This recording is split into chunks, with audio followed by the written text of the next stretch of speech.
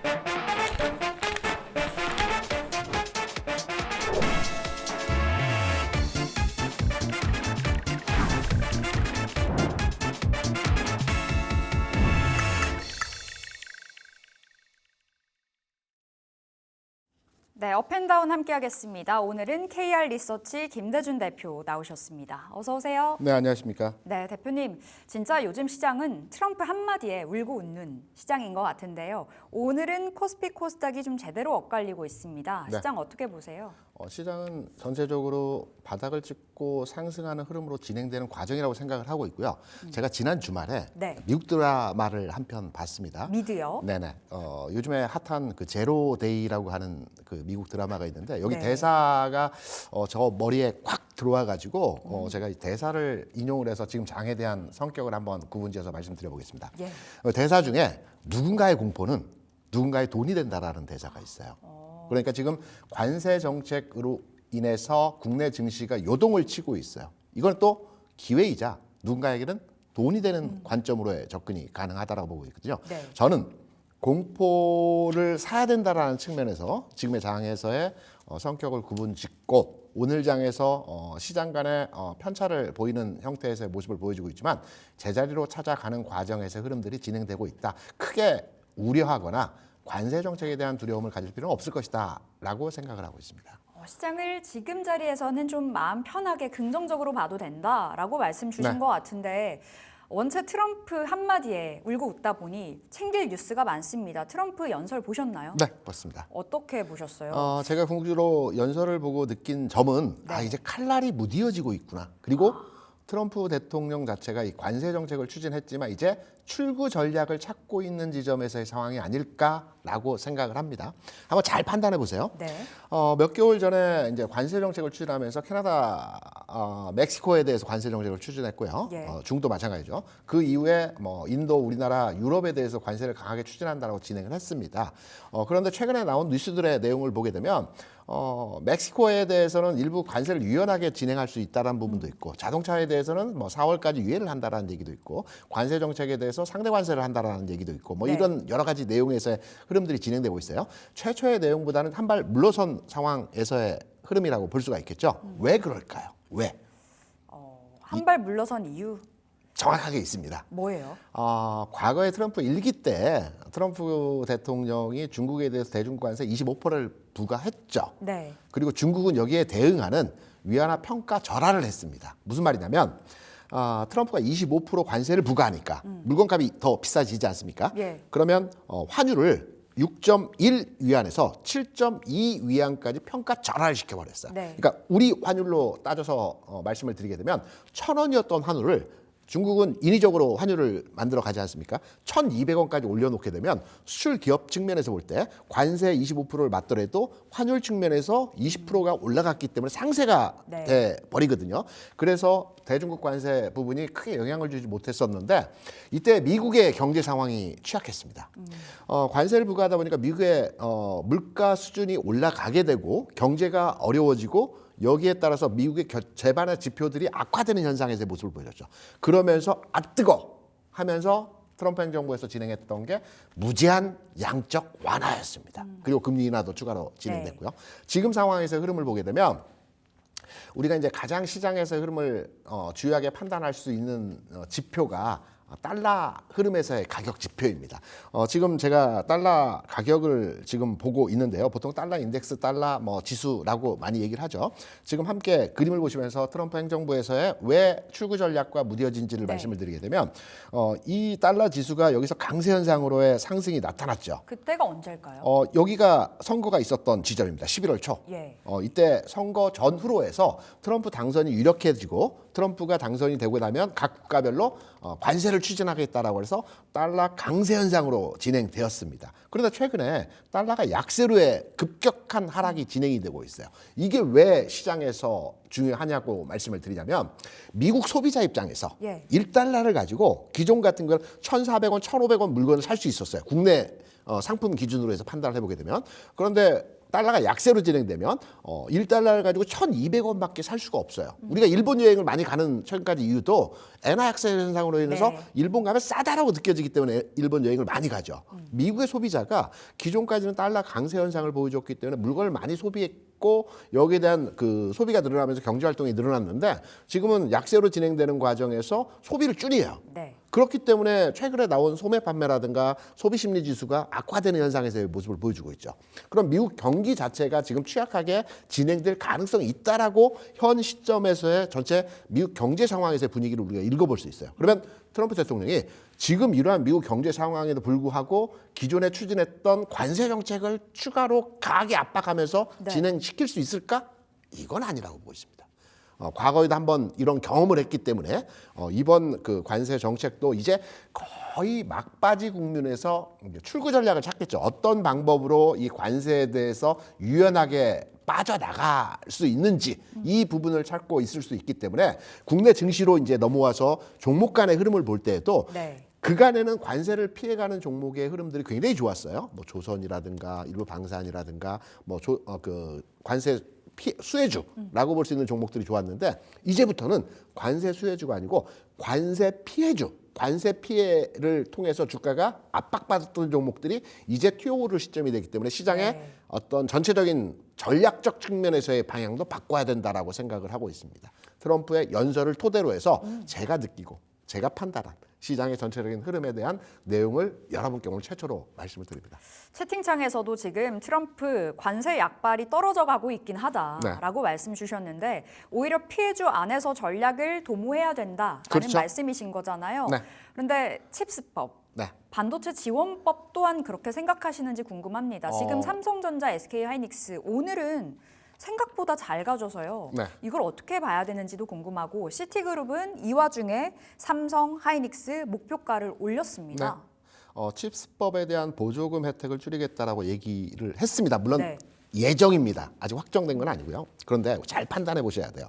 이건 미국 내부적인 문제로 한번 들어가 볼게요. 예.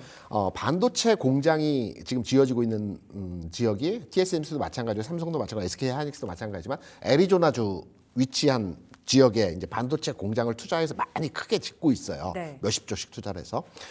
애리조나주는 전통적으로 민주당이 강한 지역입니다. 그리고 현재도 민주당이 하원 의원석을 유지하고 있고요. 네. 지금 미국의 그 의회 구조적 측면을 보게 되면 450석의 의회에서 대략 220대 220 근소한 등 가치의 숫자를 보유하고 있어요. 그러면 앞으로 트럼프 정부에서 많은 이제 정책들을 추진함에 있어서 하원에서 민주당을 설득해야 되거든요. 네. 근데 하원에서 민주당이 지역구를 가지고 있는 애리조나주에 대한 칩스법 내지는 보조금을 철폐하겠다라고 한다면 반발하지 않겠습니까? 당연히 강하게 하겠죠. 압박을 하겠죠. 이 부분이 미국 내부적으로 정치적 이슈에 대한 부분들이 아주 강하게 발현될 수 있기 때문에 실제적으로는 립 서비스 차원에서 압박이다.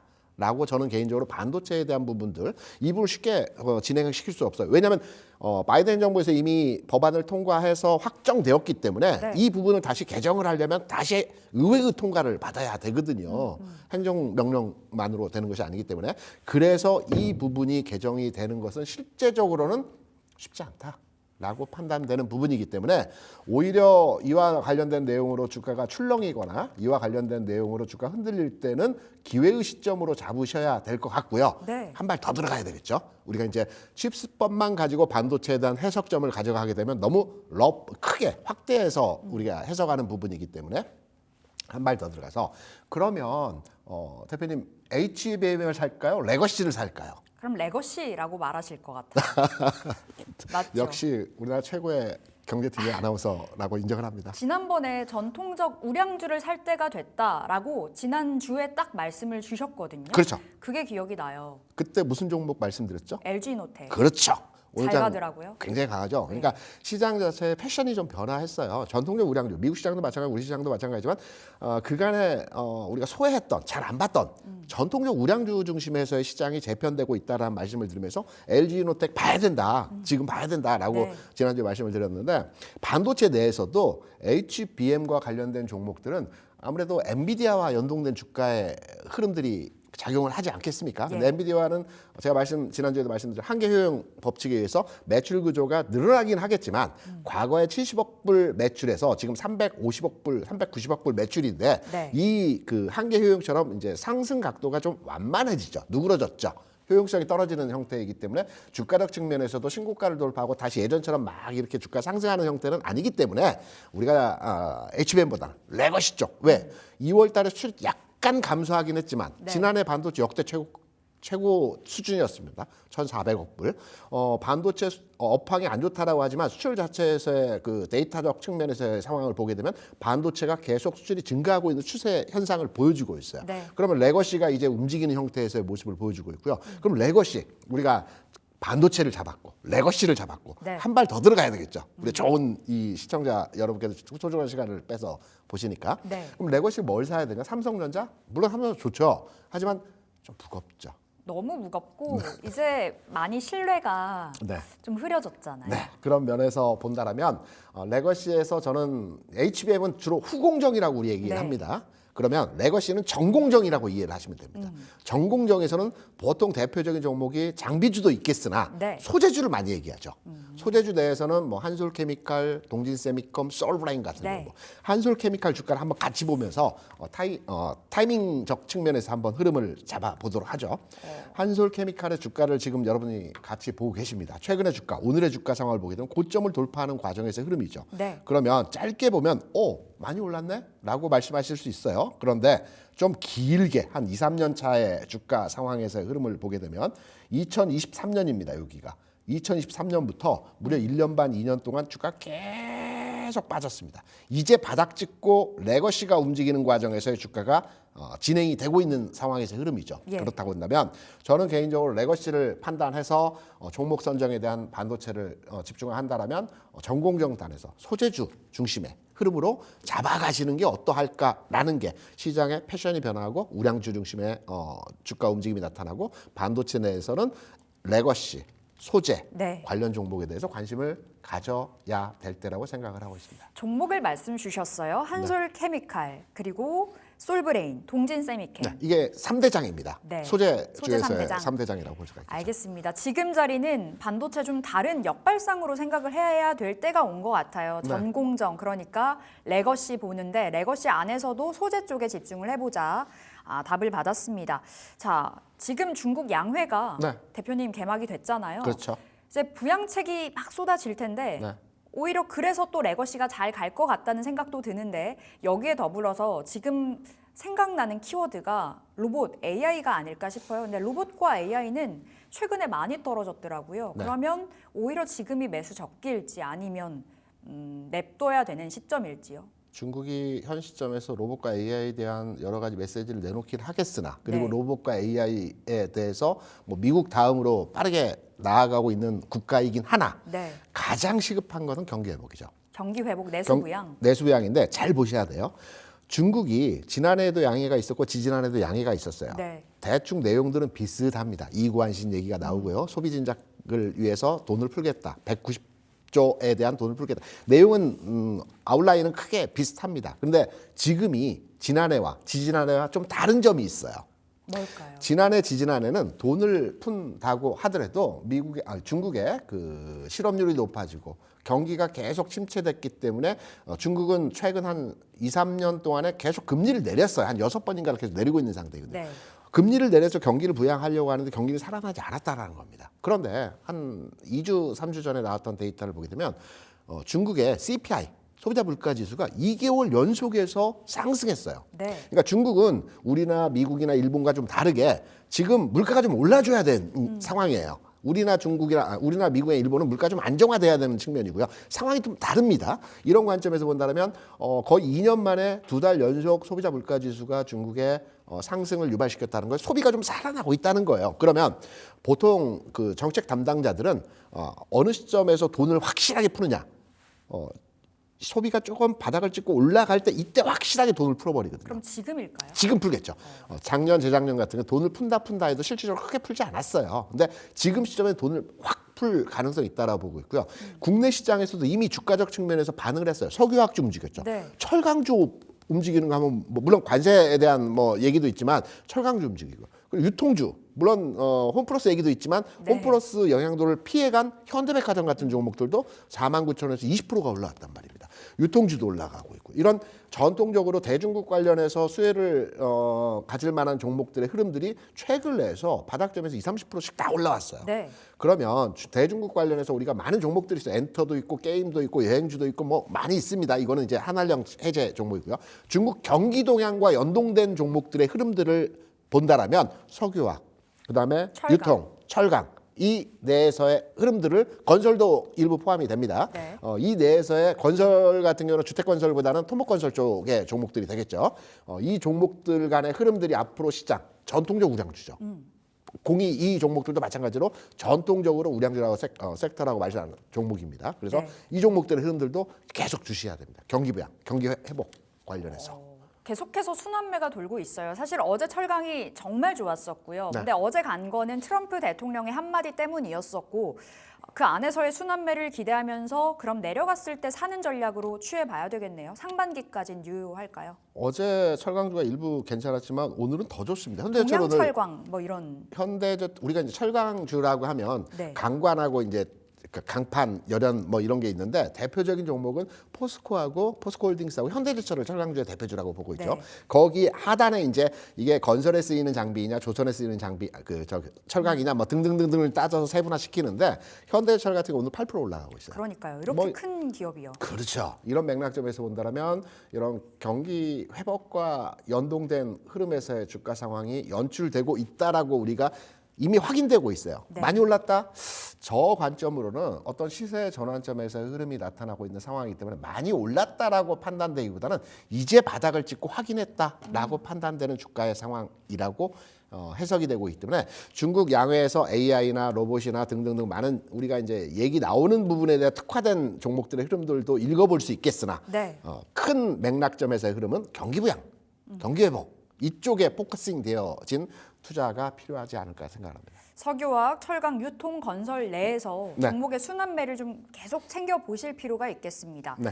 자, 대표님 시장 안에서 또 챙겨봐야 될 뉴스들 뭐 계속 탄생을 하고 있는데 방산과 우주항공이 아닐까 싶거든요. 그렇습니다. 최근 분위기가 너무 좋은데요. 간밤에 일론 머스크의 스타링크에 그렇죠. 막대한 보조금을 지급할 수도 있다라는 이야기가 전해졌습니다. 네. 그럼 이 국내 우주항공주는 어떤 영향을 받을까요? 우장주 스타링크와 연동된 주가의 반응도도 있겠으나 네. 올해 또 이벤트가 있죠.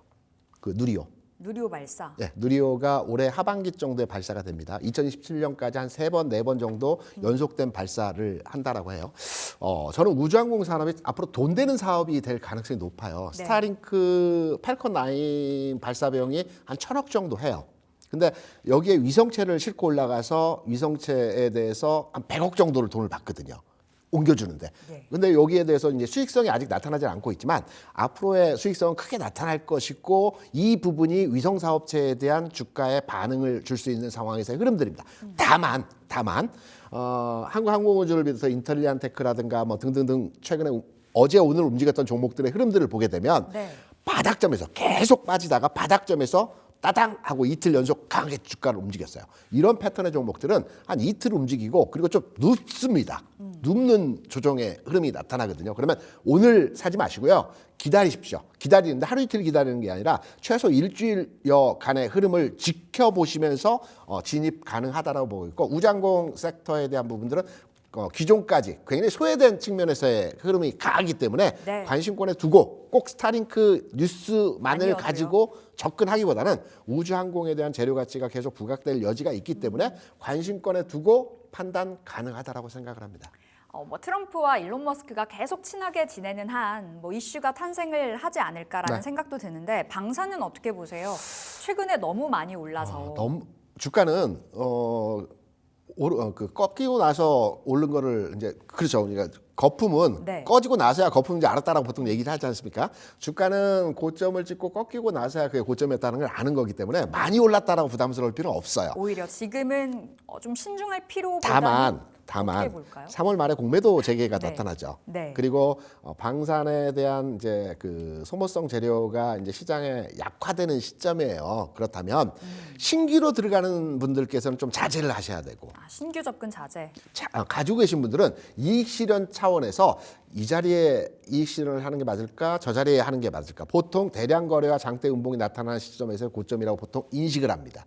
갭을 줬을 때 고점에서 장대 음봉을 나타났을 때가 고점이라고 인식하기 때문에 고점 잡기 전략으로 가져가시는 건 어떠할까라고 판단되기 때문에 방사는 조금 보수적 측면으로 이익 실현 관점으로 접근하는 게 어떨까라고 생각합니다. 알겠습니다. 들고 있는 이 보유자들에 한해서 그렇죠. 트레이딩 관점으로 대응을 해보겠습니다. 그럼 지금 자리 김대중 대표님의 픽 섹터 골라볼게요.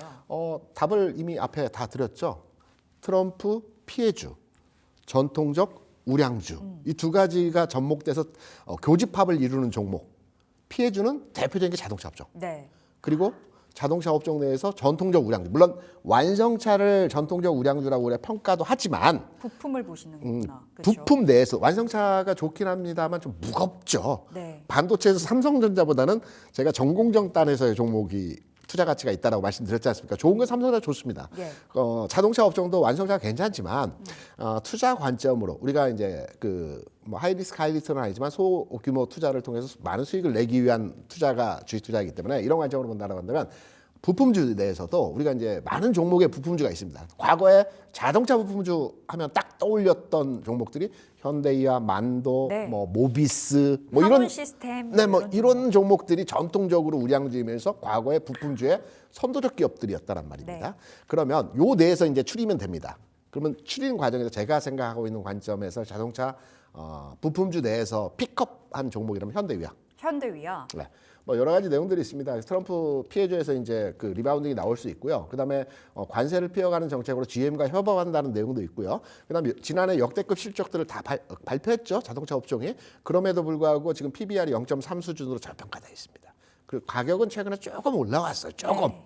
그런데 아직까지도 저평가 구간에서의 가격 차를 보이고 있기 때문에 우리가 시간이 가능하죠. 차트 한번 보면서 예. 우리가 타점 한번 얘기를 한번 해보시죠. 시간 많아요. 아 그렇습니까? 네. 지금 보시면 현대 위아의 이제 차트를 제가 여러분께 이제 보조적으로 한번 띄워서 말씀을 드리려고 합니다. 우리가 첫 번째로 주식을 사는 시점이 어디냐? 막 올라갈 때 따라붙는 관점으로 접근도 가능합니다. 두 번째는 바닥에 있는 주식을 찾을 때는 어떤 관점으로 접근해야 하느냐? 기울기 관점으로 접근하셔야 돼요. 기울기요. 이렇게 하락 기울기가 나올 때는 어느 시점에 사도 물리기 마련입니다. 보통 수평 기울기. 하락 기울기 다음에 수평 기울기. 기울기가 수평으로 여기서 변했지 않습니까? 네. 이 기울기와 이 기울기는 다르잖아요. 횡보를 하는 구간. 그렇죠. 횡보해서 이게 뭐 한 달 횡보할 수도 있고 6개월 횡보할 수도 있고 1년 횡보할 수도 있는데 횡보 이후에 상승의 양봉이 딱 나왔을 때부터는 이때부터 관심을 가져야 되는 게 기본적인 주식 투자에서의 저점 잡기 종목에서의 흐름입니다. 지금 보시면 하락 기울기가 횡보 흐름으로서의 기울기로 바뀌었고요. 최근 내에서의 흐름을 보게 되면 어제 강한 상승을 동반한 흐름으로서의 고점을 돌파했죠. 요 고점. 요 고점을 다 돌파했지 않습니까? 43,000원 라인을 완벽하게 돌파하는 어제 강한 장대양봉 보여줬고요. 오늘은 어제 상승에 대비해서 좀 쉽니다. 그러니까 쉰다는 게 플러스권인데 이제 고점 대비 약간 밀리죠. 네. 그렇다고 본다면 저는 현대위아에 대한 자동차 업종, 전통적 우량주 그리고 저평가라는 공이 뭐 세 가지 특징점에서의 교집합 관계에서의 관심도를 보여준다고 한다면 조정받을 때 싸게 저점에 나는 노려서 최바닥에 사야 되겠다 이런 관점으로 접근하기보다는 지금부터 사시면 될 것 같아요. 네. 지금부터 어느 정도 선까지의 가격 전략으로 판단을 하시면 될 것 같으냐면 저는 이 고점을 깨지 않는다고 보고 있어요. 그렇다면 43,000원 이하로는 잘 내려가지 않을 것. 추세가 살아있는 한은 43,000원 이하로는 내려가지 않을 것으로 판단되기 때문에 44,000원에서 43,000원 구간 네. 요 구간에서 진입을 하시면 될 것으로 판단이 되고 있고 그러면 목표가도 중요하겠죠. 목표가는 1차적으로 매매 공방이 치열했던 요 가격입니다. 여기 이 구간이 아주 다시 갈 줄 알고 여기서 많이 샀죠. 이 저항입니다. 그러면 이 가격이 대충 49,000원, 5만 원 뭐 등등등 요 언저리 근처입니다. 네. 여기까지 일차 상승에서의 흐름으로 읽어볼 수 있는 현재의 모습에서의 상황이기 때문에 전통적 우량주 그리고 저평가 그리고 트럼프 피해주에서 이제 리바운딩이 나올 시점에서의 상황이라는 전반의 흐름들을 찾아보게 된다면 현대위와 한번 노려볼 만한 시점에서의 상황이 아닐까 이렇게 판단합니다. 자, 지금 자리 진입 가능하다는 말씀 주셨어요. 43,000원, 4,000원 부근에서 모아가기 그리고 49,000원 목표가 나왔고요. 손절가 39,000원 잡아보겠습니다. 자, 대표님 우리 LG 이노텍이요. 네. AS 한번 봐야 되겠습니다. 지금도 상승폭을 키워가는 구간이에요. 10% 장중에 돌파가 됐고요. 네. 외국인 기관이 동반적으로 사고 있는데 외국인들의 그 매수량이 꽤 됩니다. 오늘 10% 주가만 보면 부담스럽죠. 네. 어우, 이 무거운 주식이 이렇게 많이 올랐는데 차트 잠깐 시간은 없지만 한번 짧게 한번 시간 보겠습니다. 많아요. 네. 지금 보시면 차트에서의 내용을 보시면 우리가 이제 주가를 볼 때 너무 짧고 근시안적인 내용으로 보시는 것보다 좀 크게 넓게 확장해서 보라는 말씀들을 많이 드리잖아요. 앞서 보여드렸던 현대 위아의 흐름과 LG 이노텍과의 흐름을 보게 되면 현대 위아의 어제 흐름에서의 모습이죠. 지금 보게 되면 고점 라인의 저항선을 오늘 돌파했다라고 볼 수 있어요. 그럼 내일은 어떤 모습이 나타날까요?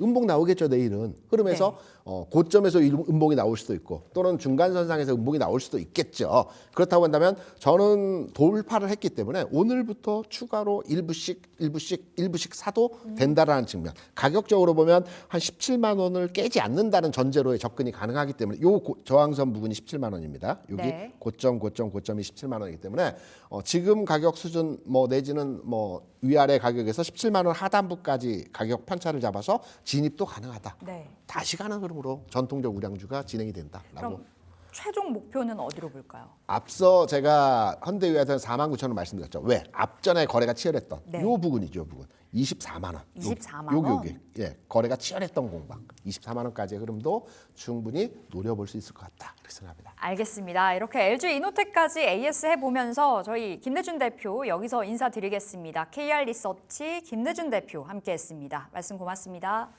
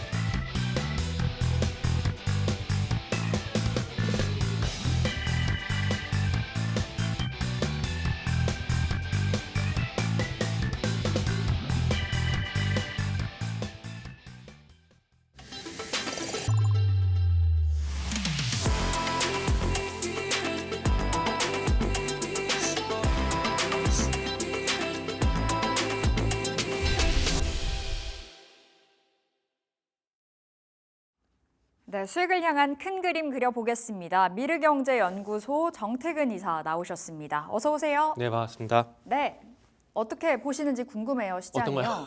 시장이요. 아, 시장이요? 시장이 하루하루 네. 우리 시장이 잘 가는 듯 했다가 최근에 좀 투심미 꺾이는 모양새도 그려갔었고 오늘은 다시 반등이 나오긴 하잖아요. 코스피에 한해서. 어떤 전략 취해볼까요? 전략은 간단합니다. 지금 시장 전반적인 성격이 어떻게 이제 흘러가느냐 이 부분을 봐야 되는데 네.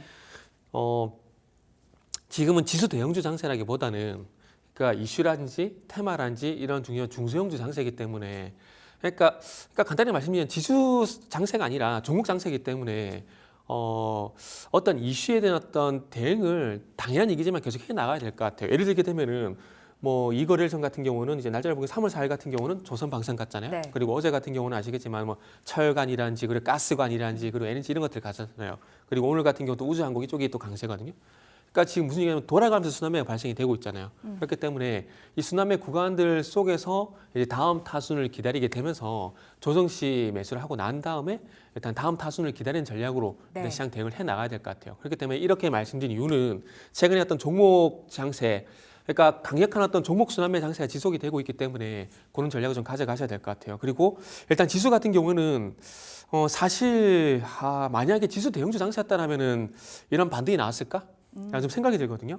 왜냐하면 2월 18일 날 정말 센 하락을 맞았는데 그럼에도 불구하고 지금 이렇게 강한 상승세가 나온다라는 것들은 어쩌면 종목 장세가 그만큼 강하기 때문에 이런 색이 나오고 있다고 생각이 들거든요. 그래서 지수 같은 경우에는 코스피도 그렇고 코스닥도 그렇고 일단 5일선 안착 여부 이런 것들 한번 보시면 좋을 것 같아요. 그리고 진짜? 하나만 더. 네. 그 종목별 등락 현황을 좀 보시면 좋겠는데 종목별 등락 현황이요? 네, 종목별 등락 현황. 그래서 오늘 이제 지금 기준으로 보게 되면 이 코스닥 기준으로 보게 되면은 지금 상승 종목 수가 573, 하락 종목 수가 1043 종목이거든요. 네. 그래서 이걸 왜 보냐면은 지금이 제가 서두에 종목 장세를 말씀드렸잖아요. 그러면은 하락 종목 수가 많다라는 건 매도 심리가 우위에 있다라는 것들이고, 그러면 매도 심리가 우위에 있다라는 건 난 사더라도 다른 사람 판단 얘기잖아요. 예. 그래서 그런 장세에서는 아마 종목들의 방향성이 생각했던 만큼 이제 진행이 안 될 수가 있거든요. 그래서 그런 것들만 좀 체크를 하시고 리스크 관리를 한다라면은 지금 장세도 충분히 대응 가능하다라고 말씀드리도록 하겠습니다. 확실히 이제 종목 장세가 원체 활발하게 네네. 돌다 보니 피로도가 굉장히 높은 시장인 것도 같아요. 뭐 맞아요. 하루하루 대응이 달라지는 구간이 아닐까 싶은데 오늘 세 가지 키워드 통해서 종목들 받아보도록 하겠습니다. 자, 첫 네. 번째 키워드 열어볼게요. 첫 번째 키워드는 어제 핫했던 쪽에서 주셨어요. 네네. 오늘도 잘 갑니다. 강관 주셨는데요. 강관 관련주 안에서 어제 네네. 상한가 직행했던 화성 네, 밸브를 맞습니다. 가져오셨습니다. 네. 자, 화성 밸브 포인트 하나씩 살펴볼 텐데 첫 번째가요. 정부 알래스카 천연가스 개발 사업에 관심을 갖고 있다. 어제 이 소식으로 올라간 거잖아요. 네, 맞습니다. 이게 사실 종목 바꿨어요. 뭘 처음에는 봐봐요? 하이스틸, 하이스틸, 네, 관관, 그러니까 파이프. 근데 요거는 이제 이름에서 보시면 밸브잖아요. 피팅 밸브. 잠금 조절 장치인데, 그러니까 너무 관관에만 좀 집중이 돼 있는 것 같아가지고 네. 그 속에서 좀 다른 종목을 좀 선택을 하고 싶었습니다. 그리고 제가 하나 좀 또 이 내용 말씀드리기 전에 좀 하나 좀 말씀드리고 싶은 부분이, 그러니까 어떤 이슈가 나왔을 때 어떤 종목을 살까 고민 되게 많이 하게 되잖아요.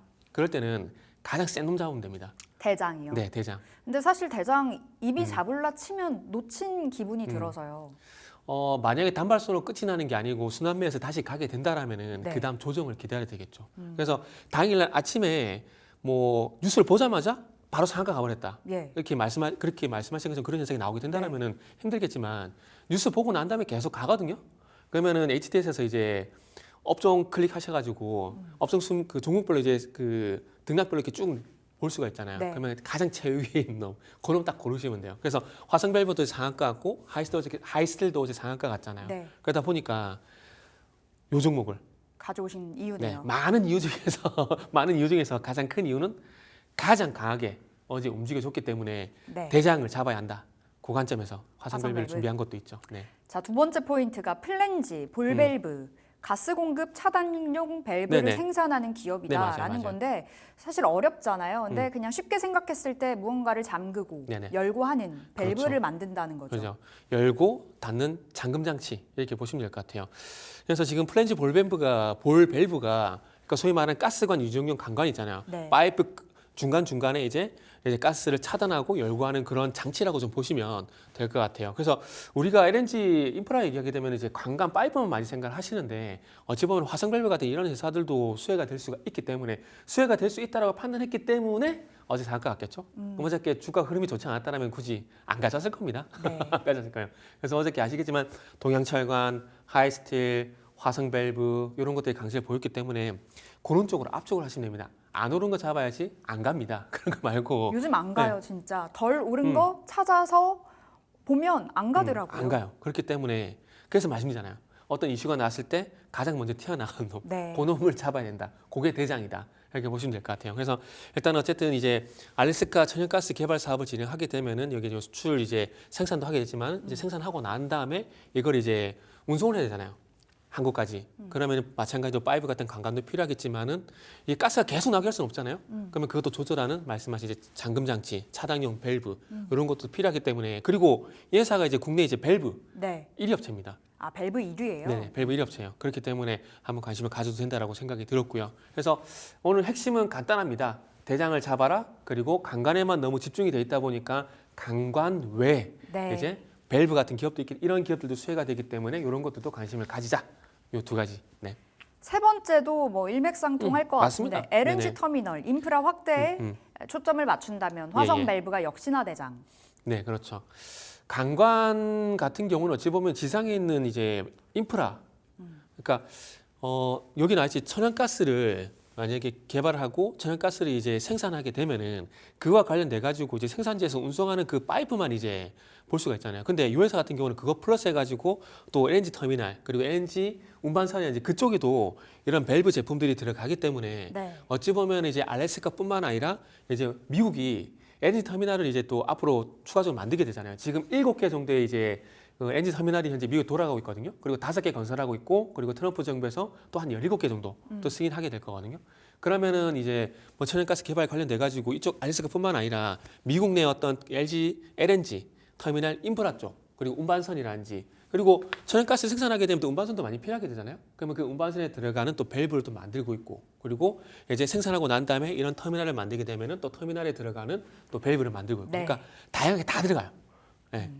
그래서 어찌 보면 금메달 같은 이런 느낌이 좀 드는 네. 기업이라고 보시면 될 것 같아요. 자, 화성 밸브 그럼 차트 열어볼까요? 네네. 차트 열고 살펴볼게요. 어제도 급등, 오늘도 추가적인 강세를 보여주고 있는 예, 날인데 현재 몇 퍼센트 올라가나요? 지금 이제 6%까지 상승입니다. 윗꼬리가 지금 길게 달렸어요. 네. 그래야죠. 그래서 사죠. 오늘도 지금 상가면 안 밀려서 되잖아요. 지금 앞전에 보시면은 작년 6월 달 같은 경우에 강한 시세가 나왔었거든요. 이때가 대왕고래. 그렇죠. 대한거래 프로젝트 얘기가 나오게 돼서 강한 시세가 나왔었고, 그 이제 테마가 식다 보니까 쭉 하락이 나왔었는데, 네.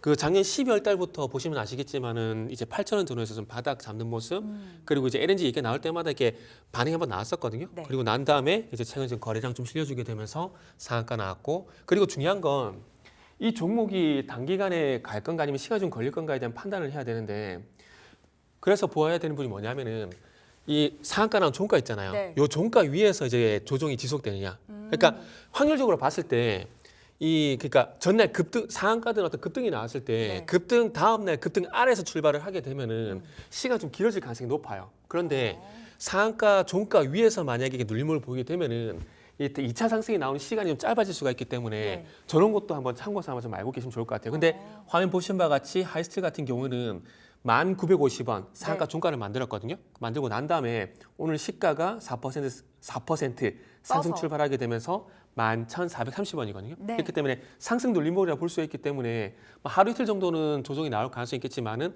상한가 아래서 출발하는 것보다는 2차 상승이 나올 시간이 좀 더 짧아질 가능성이 좀 더 높다. 네. 이렇게 좀 보시면 될 것 같아요. 자, 화성 밸브 그럼 목표가 어디로 볼까요? 네. 지금 들어간다면 11,700원에 접근 괜찮은 거죠? 이게 조금만 더 눌리길 바랬는데 제가 사실은 매수가를 1,900원 이하로 잡았거든요. 1,900원이나 네. 그럼 1,000원이 더 올라갔어요. 네네. 그래서 오늘 급하게 생각하지 마세요. 급하게 생각하지 마시고 그냥 내일 비중을 쪽에 나눠서 내일 쪽에 음봉이 또 나올 수도 있는 거거든요. 네. 그렇기 때문에 일단은 900원 정도 일단은 한번 보시면 좋지 않을까 생각이 들고요. 근데 900원 가격을 항상 제가 작가님을 좀 이렇게 괴롭히는데 방송 중에 바꿔서 죄송해요. 바꿔서 죄송한데 일단 오늘 시가 있잖아요. 11,400원. 그래서 11,400원 이하가 되게 되면은 일단 잡으세요. 잡고 난 다음에 일단 1차 목표가는 이제 12,500원 정도 네. 한번 잡아보시고, 그러니까 요 이상에서는 이제 팔기 시작하면 되는 거죠. 그래서 12,500원 목표가 설정하고 손절가는 이제 10,000원 이렇게 좀 설정을 해가지고 한번 대응해 보도록 하겠습니다. 매수 주문을 걸어두면 좋을 것 같네요. 네네. 11,400원 이하에서 접근하자. 목표가 12,500원 받았고 손절가 10,000원입니다. 네. 시간이 있어서요. 그럼 화성 밸브랑 고민을 했었던 종목 있었잖아요. 그 종목이랑 비교를 해볼게요. 네, 어떤 종목? 하이스틸. 네, 하이스틸이었죠. 자, 하이스틸 그- 열어보겠습니다. 하이스틸 같은 경우에 이제 이렇게 그 전에- 하이스틸은 네. 상한가 아래에서 오늘 네, 시초가가 형성이 됐었네요. 아니요, 그 상승 출발했는데 지금 네. 좀 밀린 거예요. 밀린 거예요?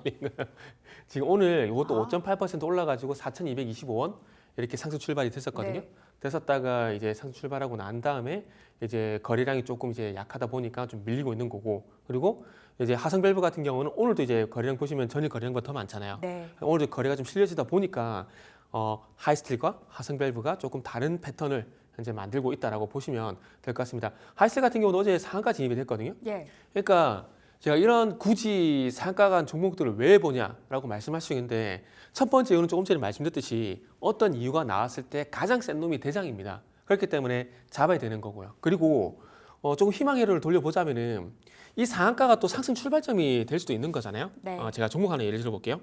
GNC 에너지라는 종목이 있는데 네. GNC 에너지. 네네. 요 데이터 센터 관련돼 가지고 수혜가 된 종목인데 비상발전기 관련된 종목이요. 보시면 아시겠지만 여기도 보세요. 상한가. 네. 요 상한가 보시죠. 그때부터 출발이었어요. 그죠? 그 다음에 보시면은 자 거래량 없이 창 주가 조용하잖아요. 네. 아래 보시면 거래량 없고 주가도 이렇게 횡보를 하고 있잖아요. 횡보를 하고 있는데 거래량 실리면서 상한가가 나온 시점이 상승 출발점이 됐잖아요. 네. 그래서 쭉 그러면서 계속 상승이 가잖아요. 그리고 지금 여기도 보시면은 상한가 나고 난 다음에 상한가보다 높은 네. 시가를 다음날 형성했잖아요. 그러다 보니까 쭉 가잖아요. 그죠? 그렇기 때문에 급등 나온 다음 날에 주가가 어떻게 출발해놔도 이래서 상당히 좀 중요한 겁니다. 그래서 그거 아까 말씀드렸으니까 참고하시고 지금은 어쨌든 이 상한가가 이 GNC 에너지의 사례를 보게 되면은 상승의 출발점이 된 경우이기 때문에 네. 만약에 앞으로 LNG 같은 경우에 이게 단발로 끝이 날까요? 계속 뭐 트럼프가 집권하는 이상 그죠. 나오겠죠. 그러면은 이 상한가가 무리한 추격 매수가 아닌 정말 좋게 긍정적으로 생각해 보게 되면은 여기 상승 출발점이 될 수 있기 때문에 이런 상한가들은 굳이 매수하지 않는다고 하더라도 이후에 어떤 흐름들이 나오는지는 좀 체크를 하셔야 될 것 같습니다. 네. 그리고 앞전에 이 뭐라 해야 될까요? 주가의 어떤 변동성이 될까요? 이런 부분들이 보시면 아시겠지만은 상한가 같지만은 이전에 이제 대한고래도 한번 예를 보게 되면은 네. 보시면 좀 약해요. 이때 대한고래 프로젝트 때도 마찬가지로 관광 관련주들이 부각이 됐었는데 보시면 아직 그렇게 변동성이 크지가 않았었거든요. 지금 이건 하이스틸 차트입니다. 네네, 하이스틸 차트입니다. 네. 근데 화성 밸브 같은 경우에 보시면 아시겠지만 사실 이때 대왕고래 대장은 그죠. 넥스틸과 화성 밸브였었거든요. 그래서 한국가스공사하고 이런 것들. 맞아요. 네. 보시면 주가 반응이 상당히 강하게 나오잖아요. 네. 그러니까 이거를 왜 제가 말씀을 드리냐면은 어차피 센 놈이 세게 반응 나온 놈들이 또 이슈가 나오면 또 세게 반응이 나와요. 저는 그걸 믿고 있거든요. 그리고 급등 나왔던 종목들이 나중에 보면 또 급등이 나옵니다. 한번 그런 종목도 한번 찾아보세요. 그렇기 때문에 네. 어찌 보면 하이스틸 대비해서 과거 이제 대한고래 관련돼 가지고 반응이 되게 크게 나왔었기 때문에 아마 하이스틸보다는 화성밸브가 조금 더 네. 목표가 도달하는 시간이 좀 더 짧지 않을까? 그런 생각이 좀 들더라고요. 알겠습니다. 첫 번째 우리 화성 밸브 대장 잡아보도록 하겠습니다. 자, 두 번째 키워드 열어볼게요. 두 번째는 오늘의 키워드. 네. 자, 재건 방산 받았는데요. 네. 그 안에서 HD 현대 인프라코어 받았습니다. 두 번째 종목도 인프라 관련해서 종목이 나왔어요. 네. 첫 번째 포인트 HD 현대 사이트 솔루션 키우 네네. 대표 사무소를 개설했다. 호재인가요?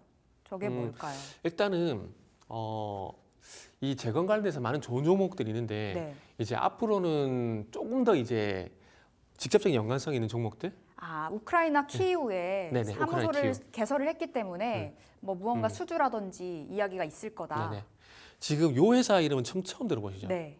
그 HD 현대가 지주사잖아요. 그 안에 중간 지주사에 건설 기계 부분을 담당하는 중간 지주사가 HD 현대 사이트 솔루션이거든요. 네.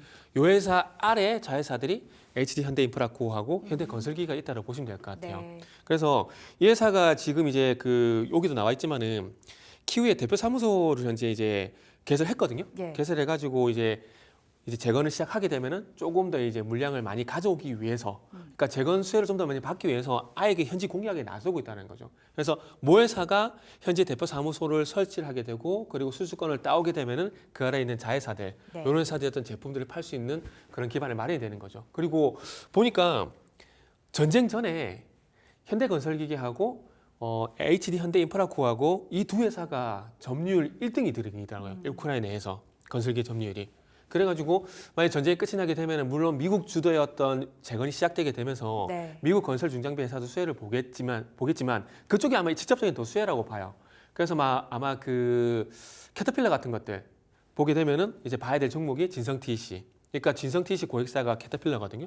그렇기 때문에 그런 측면에서 봐야 되고, 그리고 이제 미국 주도 외에 이제 현지에서 조금 이제 점유율을 높이는, 그리고 직선 연관성 있는 종목을 보게 된다라면은 이제 현대 인프라코어가 이런 연결고리가 있더라고요. 그래서 이런 부분들 때문에 봐야 되는 부분들이 있고요. 그래서 HD 현대 사이트 솔루션이 우크라이나 이제 서부 지역에, 그러니까 지금 이제 키우니까 이제 전쟁은 이제 동부 쪽에서 발생되고 네. 있고 전쟁에서 좀 약간 벗어나가 서부 쪽에 이제 건설 장비, 제품 통과 물류 허브를 일단 만들 거고, 그럼 그 물류 허브를 만들게 되면 그쪽을 통해서 제품을 이제 공급하는 그런 연결고리를 만들게 되는 거죠. 그래서 어찌 보면은 영업은 이제 모회사가 하고 판매는 이제 현대인프라코어가 하고 이런 연결고리가 나온다고 보시면 될 것 같아요. 그리고 제가 이 HD 현대인프라코어 같은 경우는 이제 재건 플러스 방산 쪽으로 좀 수혜가 되는데, 여기서 사업 보고서를 한번 찾아보니까 이런 것들도 있더라고요. 지금 이때 먼저 이 내용인데, 네. 이 회사가 이제 2022년 12월 12일 날 그 폴란드 쪽으로 수출하는 K2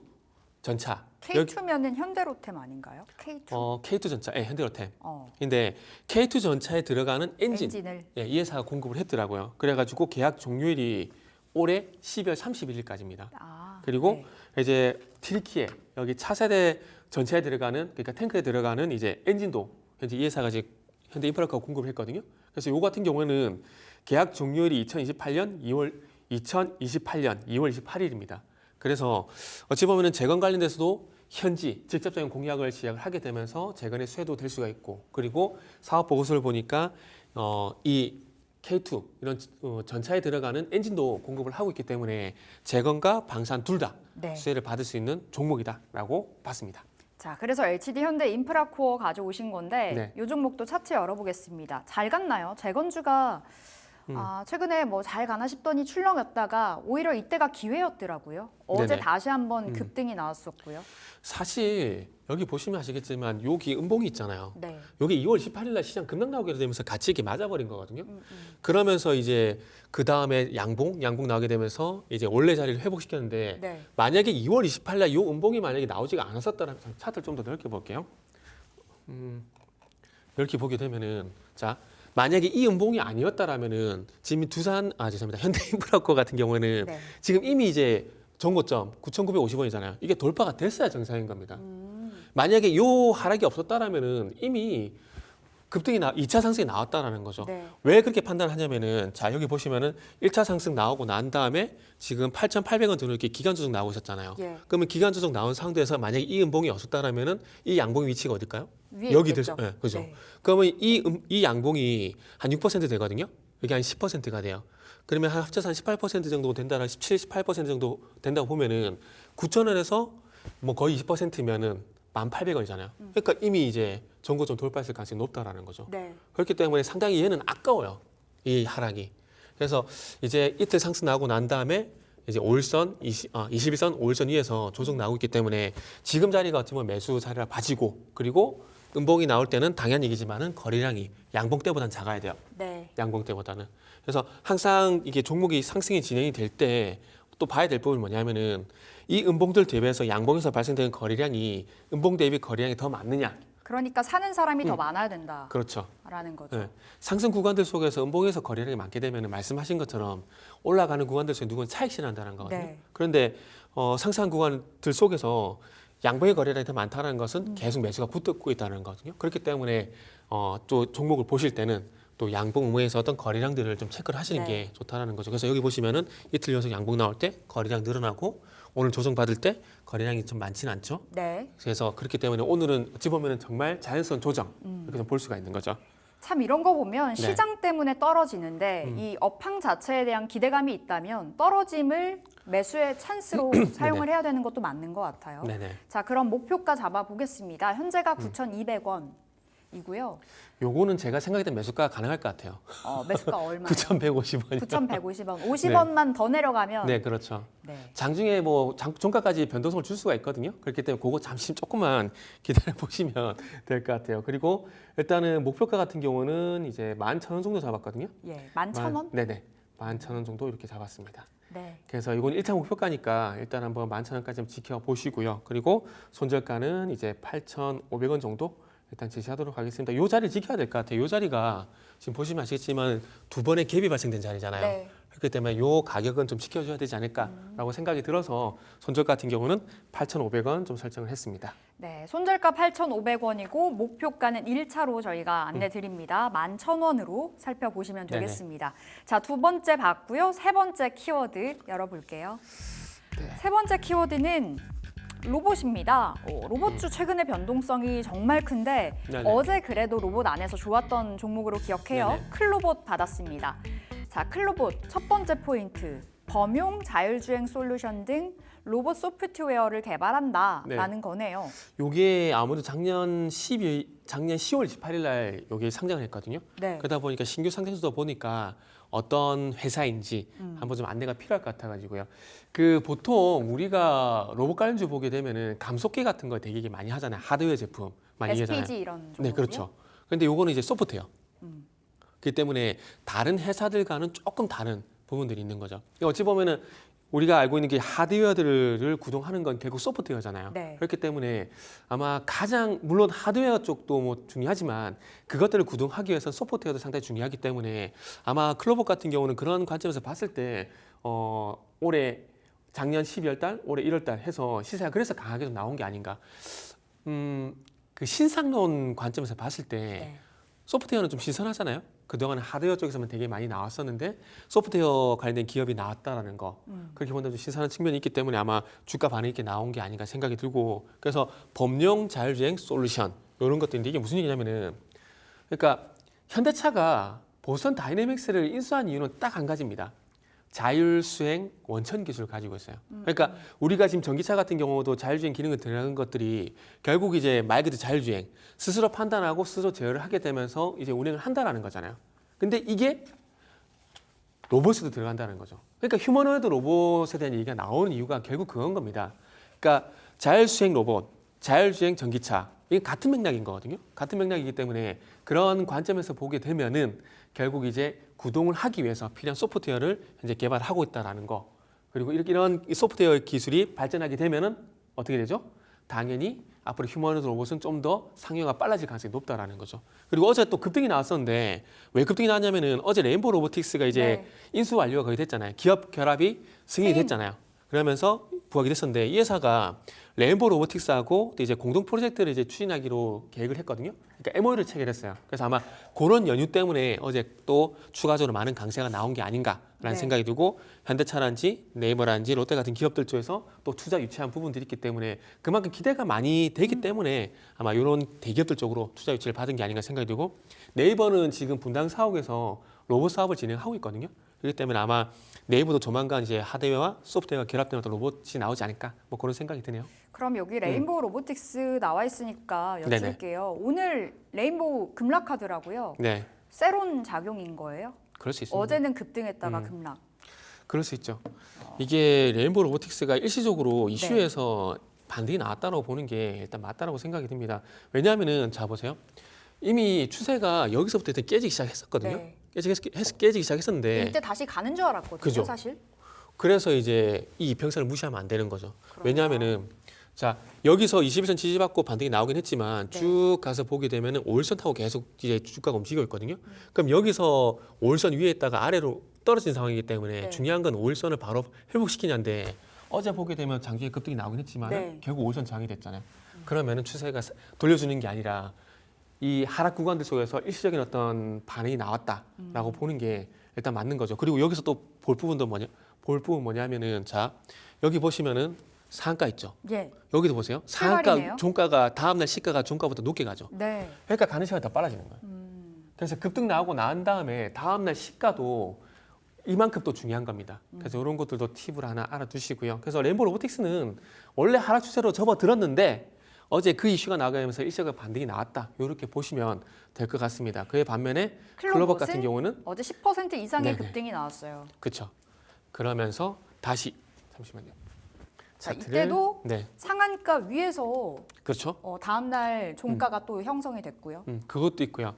지금 쭉 보시면 상승 추세 나오다가 조정을 받게 되면 21선 만났다가 가거든요. 네. 근데 지금 여기서 급등 나오고 난 다음에 쭉 조정받고 있는데 요 21선 다시 갔잖아요. 20일 5일선 뭐. 네, 그렇죠. 그래서 여기서 이제 데드크로스 났었는데 다시 주가를 살렸기 때문에 이제부터 중요한 건 21선을 과연 잘 지켜주느냐. 네. 요걸 이제 관전 포인트로 보시면 될 것 같습니다. 일단 잘 안 보이실 수도 있는데 좀 당길게요. 다음에 이평선을 좀 굵게 설정해 주세요. 알겠습니다. 여기 뭐 요 선 보이시죠? 네. 요 선인데 요거를 이제 지킨지 여부를 좀 보셨으면 좋겠습니다. 자, 그럼 클로봇은 21선 보면서 대응을 해보면 될까요? 네, 일단 손절가를요? 21선 지지 여부 먼저 보셔야 될 것 같아요. 그럼 목표가는 어디로 볼까요? 목표가는 일단 그 가격을 일단 전고점 한번 돌파 시도가 나올 거라고 보고 예. 23,000원 좀 설정했어요. 23,000 네, 원? 목표가는 23,000원.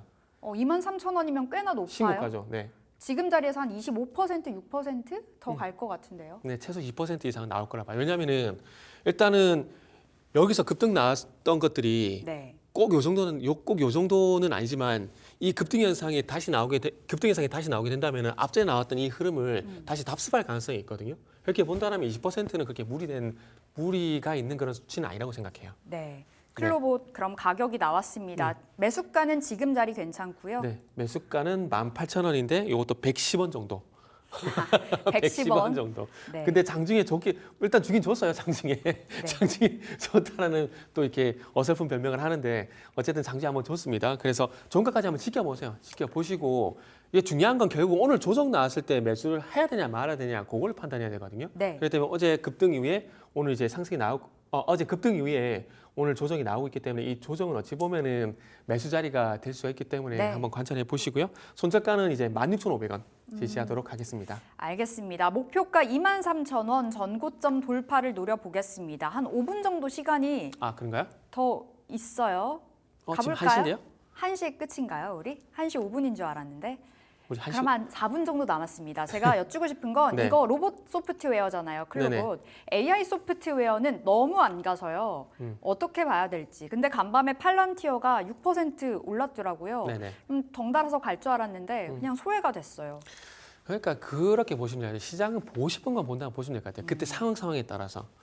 그러니까 지금 AI 소프트웨어가 1월 달까지 해서 잘 갔다가 네. 지금 가성비 AI에 대한 얘기가 조금 식었잖아요. 식고 나서 이제 조금 이제 소프트웨어 쪽보다는 그 현생으로 돌아가지고 LNG라든지 이런 얘기 나오고 있잖아요. 네. 그러다 보니까 그쪽으로 집중을 좀 하다 보니까 일시적으로 순환매한 소외 이렇게 보시면 될 것 같아요. 예를 들게 되면 이제 이틀 전 같은 경우에 뭐 갔죠? 현생에서 조선방산 갔잖아요. 네. 그리고 어저께 가스관 갔잖아요. 그리고 오늘 또 뭐 갑니까? 우주항공 쪽 우주항공. 가잖아요. 그러니까 현생에 좀 집중을 하고 있는 거죠. 네. 그리고 네이버 카카오 같은 경우는 좀 반응이 나오는데 요거는 이제 성장주가 가더라고요, 미국에서도. 그죠. 그래서 아마 팔란티아 간 거에 대해서 아마 요쪽만 좀 반응이 나오는 게 아닌가 생각이 들어요. 그리고 카카오는 오픈AI 어떤 모멘텀이 좀 더 지속이 되는 것들이고 네. 그리고 네이버 같은 경우는 자체 이제 AI가 있잖아요. 그래서 아마 팔란티어 반응 나온 거에 대해서 요렇게만 제한시켜서 네. 좀 반응이 나온 것 같아요. 만약 지금 그 테마가 AI 테마가 좀 시장을 주도하고 있다라면 아마 오늘 뭐 솔트룩스, 한과 컴퓨터 많은 종목들이 강세일 건데 아마 지금 이제 AI 소프트웨어 섹터 전반적으로 쉬어가다 보니까 팔란티아 유시 같은 경우는 조금 제한시켜서 요쪽만 네. 좀 반응이 나오는 것 같아요. 알겠습니다. 이렇게 AI 소프트웨어까지 답을 받아봤고요. 미르경제연구소 정태근 이사 여기서 보내드립니다. 말씀 네, 고맙습니다. 감사합니다.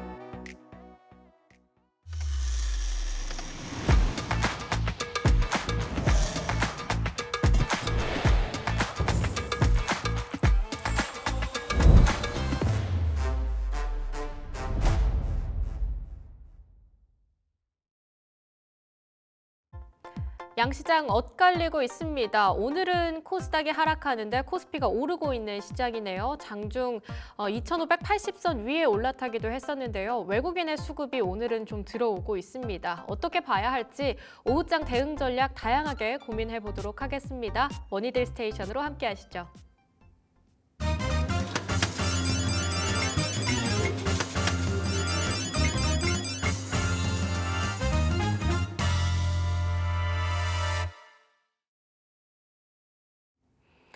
오후장 대응 전략 함께 고민해 보겠습니다. 오늘은 딜사이트S의 소재민 마스터와 함께합니다. 마스터님 안녕하세요. 네, 안녕하세요. 오늘 로봇주는 살짝 조정받고 있는데 우주항공이나 또 오르는 섹터들은 강하게 뜁니다. 시장 진단 어떻게 하고 계실까요? 일단은 사실 전날 미증시가 상승을 했기 때문에 오늘 국내 증시에 좀 기대를 하신 분들이 많으실 거예요. 그런데 사실상 까고 놓고 보니까 뭐 시장 지수 자체는 코스피는 0.76% 정도 상승을 하고 있지만 코스닥 같은 경우는 마이너스 1% 이상 하락을 하고 있고요. 또 코스피 같은 경우도 0.74% 거의 1% 가까운 상승을 보여주고 있는 건 사실이지만 상승 종목 숫자가 뭐 압도적이다라고 볼 수도 없고요.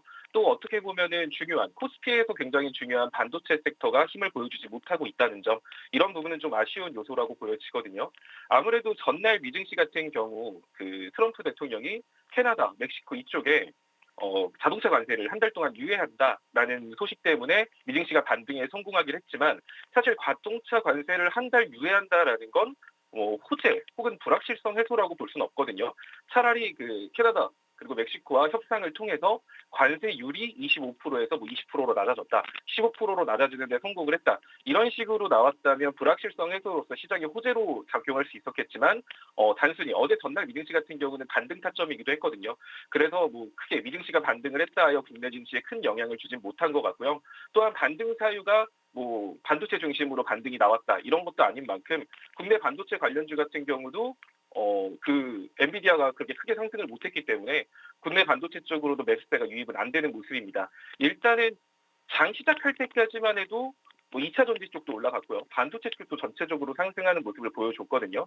그런데 지금 시장이 왜 이렇게 좀 혼조세를 보이나라고 생각을 해보면 어찌 보면 지금 메인 섹터라고 불리는 게 반도체, 2차 전지, 제약바이오 크게 세 가지거든요.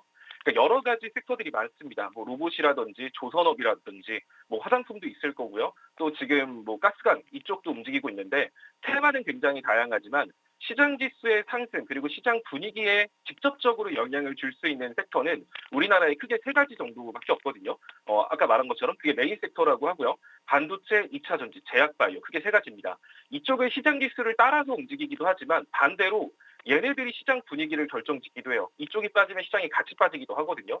그래서 메인 섹터라고 부르는 거고, 오늘 메인 섹터라고 부를 만한 그 2차 전지 반도체가 장 초반에 상승 시작했지만 전날 미증시가 뭐 기술주 중심으로 상승하긴 했지만 뚜렷한 메인 이슈가 없었던 만큼 다들 장 초반에 좀 눈치를 봤던 것 같아요. 뭐 그런 와중에 그 가스관 이쪽 관련주들이 움직이기 시작했거든요.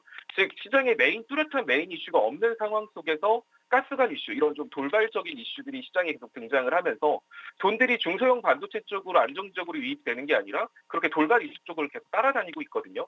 그러다 보니까 반도체 쪽 같은 경우에 매수세 유입이 안 되고 관망 심리가 커진 그런 모습으로 지금 시장이 약간 시장 지수가 올라가는 것 같으면서도 정작 시장이 좋지 않은 것 같은 이런 느낌을 많이 받으실 것 같아요. 자, 일단은 이런 현상을 좀 설명해 드리려면 삼성전자 주가를 좀 같이 봐야 되거든요. 최근까지 좀 이제 전반적인 얘기를 해드릴 건데, 최근에 이제 엔비디아가 시장을 질주를 하면서 엔비디아에 관련된 HBM 관련주, SK하이닉스가 반도체의 새로운 대장격으로 자리를 잡았고요. 그러면서도 삼성전자가 약세를 보였음에도 SK하이닉스를 주축으로 HBM 관련된 애들이 막 그래도 반도체의 투심을 끌어올렸거든요. 근데 최근에 엔비디아가 이제 낙폭을 키우면서 SK하이닉스 또한 힘이 빠진 상태예요. 그런 상황에서 결국 우리나라 시가총액 1위격 그리고 반도체 섹터에 가장 큰 영향을 주는 거는 삼성전자거든요. 그래서 삼성전자 같은 경우에 주가가 최소한 60일선 위로 놀아주는 모습을 보여야 반도체 섹터 전체적으로 투심이 살아난다고 보시면 돼요. 그런데 최근 시장 조정 주면서 삼성전자가 힘들게 돌파했던 60일선을 다시 이탈하는 모습을 보였거든요.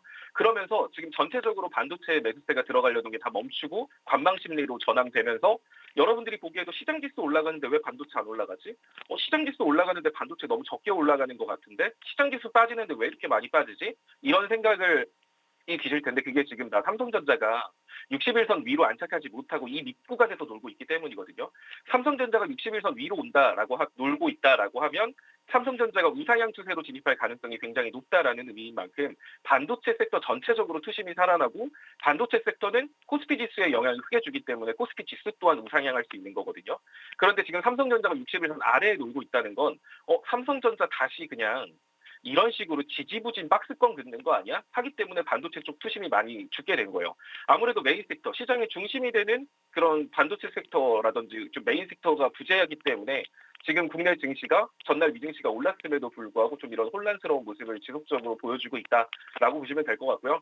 또 우주항공 섹터 이런 쪽이 좀 잘 움직이는 것도 이런 것과 비슷해요. 지금 시장의 중심이 되는 섹터가 없기 때문에 사실 엄청나게 대형 호재를 바탕으로 지금 우주항공 섹터가 움직인다거나 또 가스관 관련주들이 움직인다거나 이런 게 아니거든요. 그만큼 지금 시장 이슈가 부족한 상황 속에서 움직이고 있다. 이렇게 보시면 될 것 같고요. 자, 그래도 다행인 건 코스피 지수 같은 경우는 제가 지난주 목요일날 방송에서도 좀 말을 했던 것 같은데 원래 주가는 급격한 상승의 절반까지는 조정을 주고 가는 게 일반적입니다. 자, 따라서 코스피 같은 경우도 급격한 상승의 절반까지 조정을 주고 지금 움직이고 있기 때문에 현 시장 분위기가 썩 마음에 드는 건 아니지만 그렇다고 여러분들이 너무 걱정하거나 우려하실 필요는 없을 것 같아요.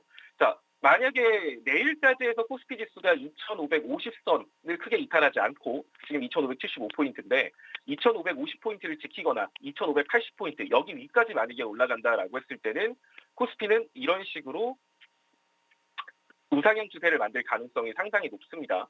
그래서 내일 만약에 2,550선, 2,580선까지도 돌파하면서 마무리 짓는다라고 하면 코스피 같은 경우는 다시 한 번 더 정고점 돌파 시도할 가능성이 높거든요. 따라서 내일 시장 지수가 2,550을 지키는 모습을 보여준다라고 하면 다음 주 월요일부터 여러분들이 시장 고점 갱신 가능성이 높으니까 좀 적극적으로 매수세에 임하셔도 좋을 것 같아요. 따지고 보면 지금 낙폭 커진 로봇이라던가 반도체 같은 섹터는 좀 기회가 될 수 있으니까 좀 너무 걱정하지 마시고 뭐 좀 더 추가 매수 혹은 신규 진입해도 괜찮아 보입니다. 네, 신규 진입을 해도 괜찮을 것 같은지 다양한 포인트들 짚어주셨는데요. 무엇보다 지수는 좀 올라가고 있는 것 같은데 대체 내 종목은 왜 안 오르는 걸까? 뭐가 대체 오르는 걸까?라고 주목을 해봤을 때 특정한 이슈가 있는 쪽으로 강한 수급이 따라붙고 있다. 이렇게 말씀을 해주셨습니다. 오늘 시장을 살펴봤을 때 특징 섹터 첫 번째로는 앞서 언급 주셨던 가스관 이렇게 첫 번째 포인트로 가져와 주셨는데요. 어제는 넥스틸이, 오늘은 또 세아제강이 그 바톤을 이어받고 있는 것 같습니다. 어떤 포인트 주목하고 계실까요? 사실 지금 이렇게 가스관 관련주들이 움직이는 게 어제 트럼프 대통령의 연설에서 이제 알래스카 천연가스 여기에 대해서 한국하고 일본 같이 개발하려고 한다 뭐 이런 얘기가 나오면서 우리나라를 뭐 반강제적으로 도와달라 뭐 이런 느낌이었거든요. 이제 그런 이슈가 나오면서 어제 최근에 좀 무시받았던 대왕굴에 관련된 관련주들이 막 움직였습니다. 자, 게다가 이쪽 같은 경우는 이제 휴스틸이라던가 세아제강 이런 쪽은 철강 관련주이기도 해요. 자, 휴스틸 같은 경우도 일전에 좀 다뤘던 적이 있는데 그런 철강 관련주 같은 경우도 우리나라 같은 경우 이제 미국에 철강 공장을 짓고 있는 그런 기업들이 몇 가지 있거든요. 그러면서 철강 관세에 대한 영향까지 합쳐지면서 그러면 지금 철강 쪽 그리고 가스관 이런 쪽 같은 경우는 그 천연가스, 이 가스관에 대한 이슈도 있고 추가적으로 철강 관세에 대한 이슈, 격테마를 가지고 있네. 근데 여기에 추가적으로 또 연결돼서 생각할 수 있는 게 뭐냐면 러시아랑 우크라이나가 전쟁이 끝난다라고 했을 때 러시아에 대한 제재들을 미국이 많이 풀어줄 겁니다. 그 상태에서 미국이 할 수 있는 건 그 다음으로 할 거는 아무래도 제가 여기서 이제 대북제를 많이 강조를 했는데 이제 북핵 문제를 해결하기 위해서 트럼프는 행동에 나서겠죠. 자국의 안보를 지키겠다, 북핵의 위협을 제거하겠다, 뭐 이런 식으로 북한과의 협상을 나설 가능성이 높은데 그랬을 때는 다시 한 번 더 예전에 이 정도 때 이슈로 움직였던 게 우리나라 그리고 북한, 러시아 여기 가스관 연결 사업이 있었거든요. 거기까지 연결되면서 어떻게 보면은 이거는 지금 단발성 이슈가 아니라 지금 이 가스관 이슈를 떠나서 러시아 전쟁 끝나고 북핵 문제 해결돼서 대북주로도 이 가스관 쪽은 연결이 될 수 있기 때문에 그래서 지금 가스관 관련주들이 좀 힘을 내고 있다라고 생각을 하시면 될 것 같고요. 지금 상승폭이 굉장히 크기 때문에 어떻게 보면은 지금 현 시점에서 놓고 봤을 땐 약간 투심으로 움직이는 느낌이 강해요. 그런데 이 부분을 좀 여러분들이 좀 분할 매수 관점으로 조정을 좀 기다려서 공략을 하신다라고 하면 나름 지속적 이슈로도 묶어서 좀 더 고점을 갱신할 수 있는 종목들이 몇 종목 있거든요. 그래서 여러분들이 그런 종목들을 좀 찾아서 매매를 하시면 좋을 것 같은데 일단은 대표적으로는 화성밸브라는 종목을 좀 눈여겨보고 있거든요. 이 종목 같은 경우는 대왕고래 때도 대장격인 종목이고 오늘 사실 갭상승했기 때문에 제가 항상 여러분들한테 많이 강조하는 게 갭든 종목은 웬만하면 본인이 뭐 스캘핑이라든지 단타로 짧게 치고 나올 거 아니면 하지 말라고 말을 하거든요. 뭐 지금 의견도 마찬가지입니다. 자, 오늘 갭상승분은 결국에 메꿔요. 주가는 이렇게 보통 갭상승을 하는 게 투심으로 올라가는 경우거든요. 이렇게 투심으로 올라갔기 때문에 이제 이 투심이 좀 진정되고 나면 이 갭상승분은 보통 반납하고 다시 올라가는 게 일반적입니다. 자, 화성밸브 같은 경우에 차트를 좀 보면 과거에 2018년도 이때 좀 굉장히 강하게 움직였거든요. 이때 어떨 때 움직였냐면 이때 대북주 이슈로 움직였어요. 트럼프랑 김정은 만난다라는 얘기 때문에 움직였고요. 당시에 민주당 정권까지 섞이면서 대북 이슈로 해서 대북주의 성격을 가지고 있는 종목, 그리고 그때는 그 당시에도 굉장히 힘이 좋았던 종목이거든요.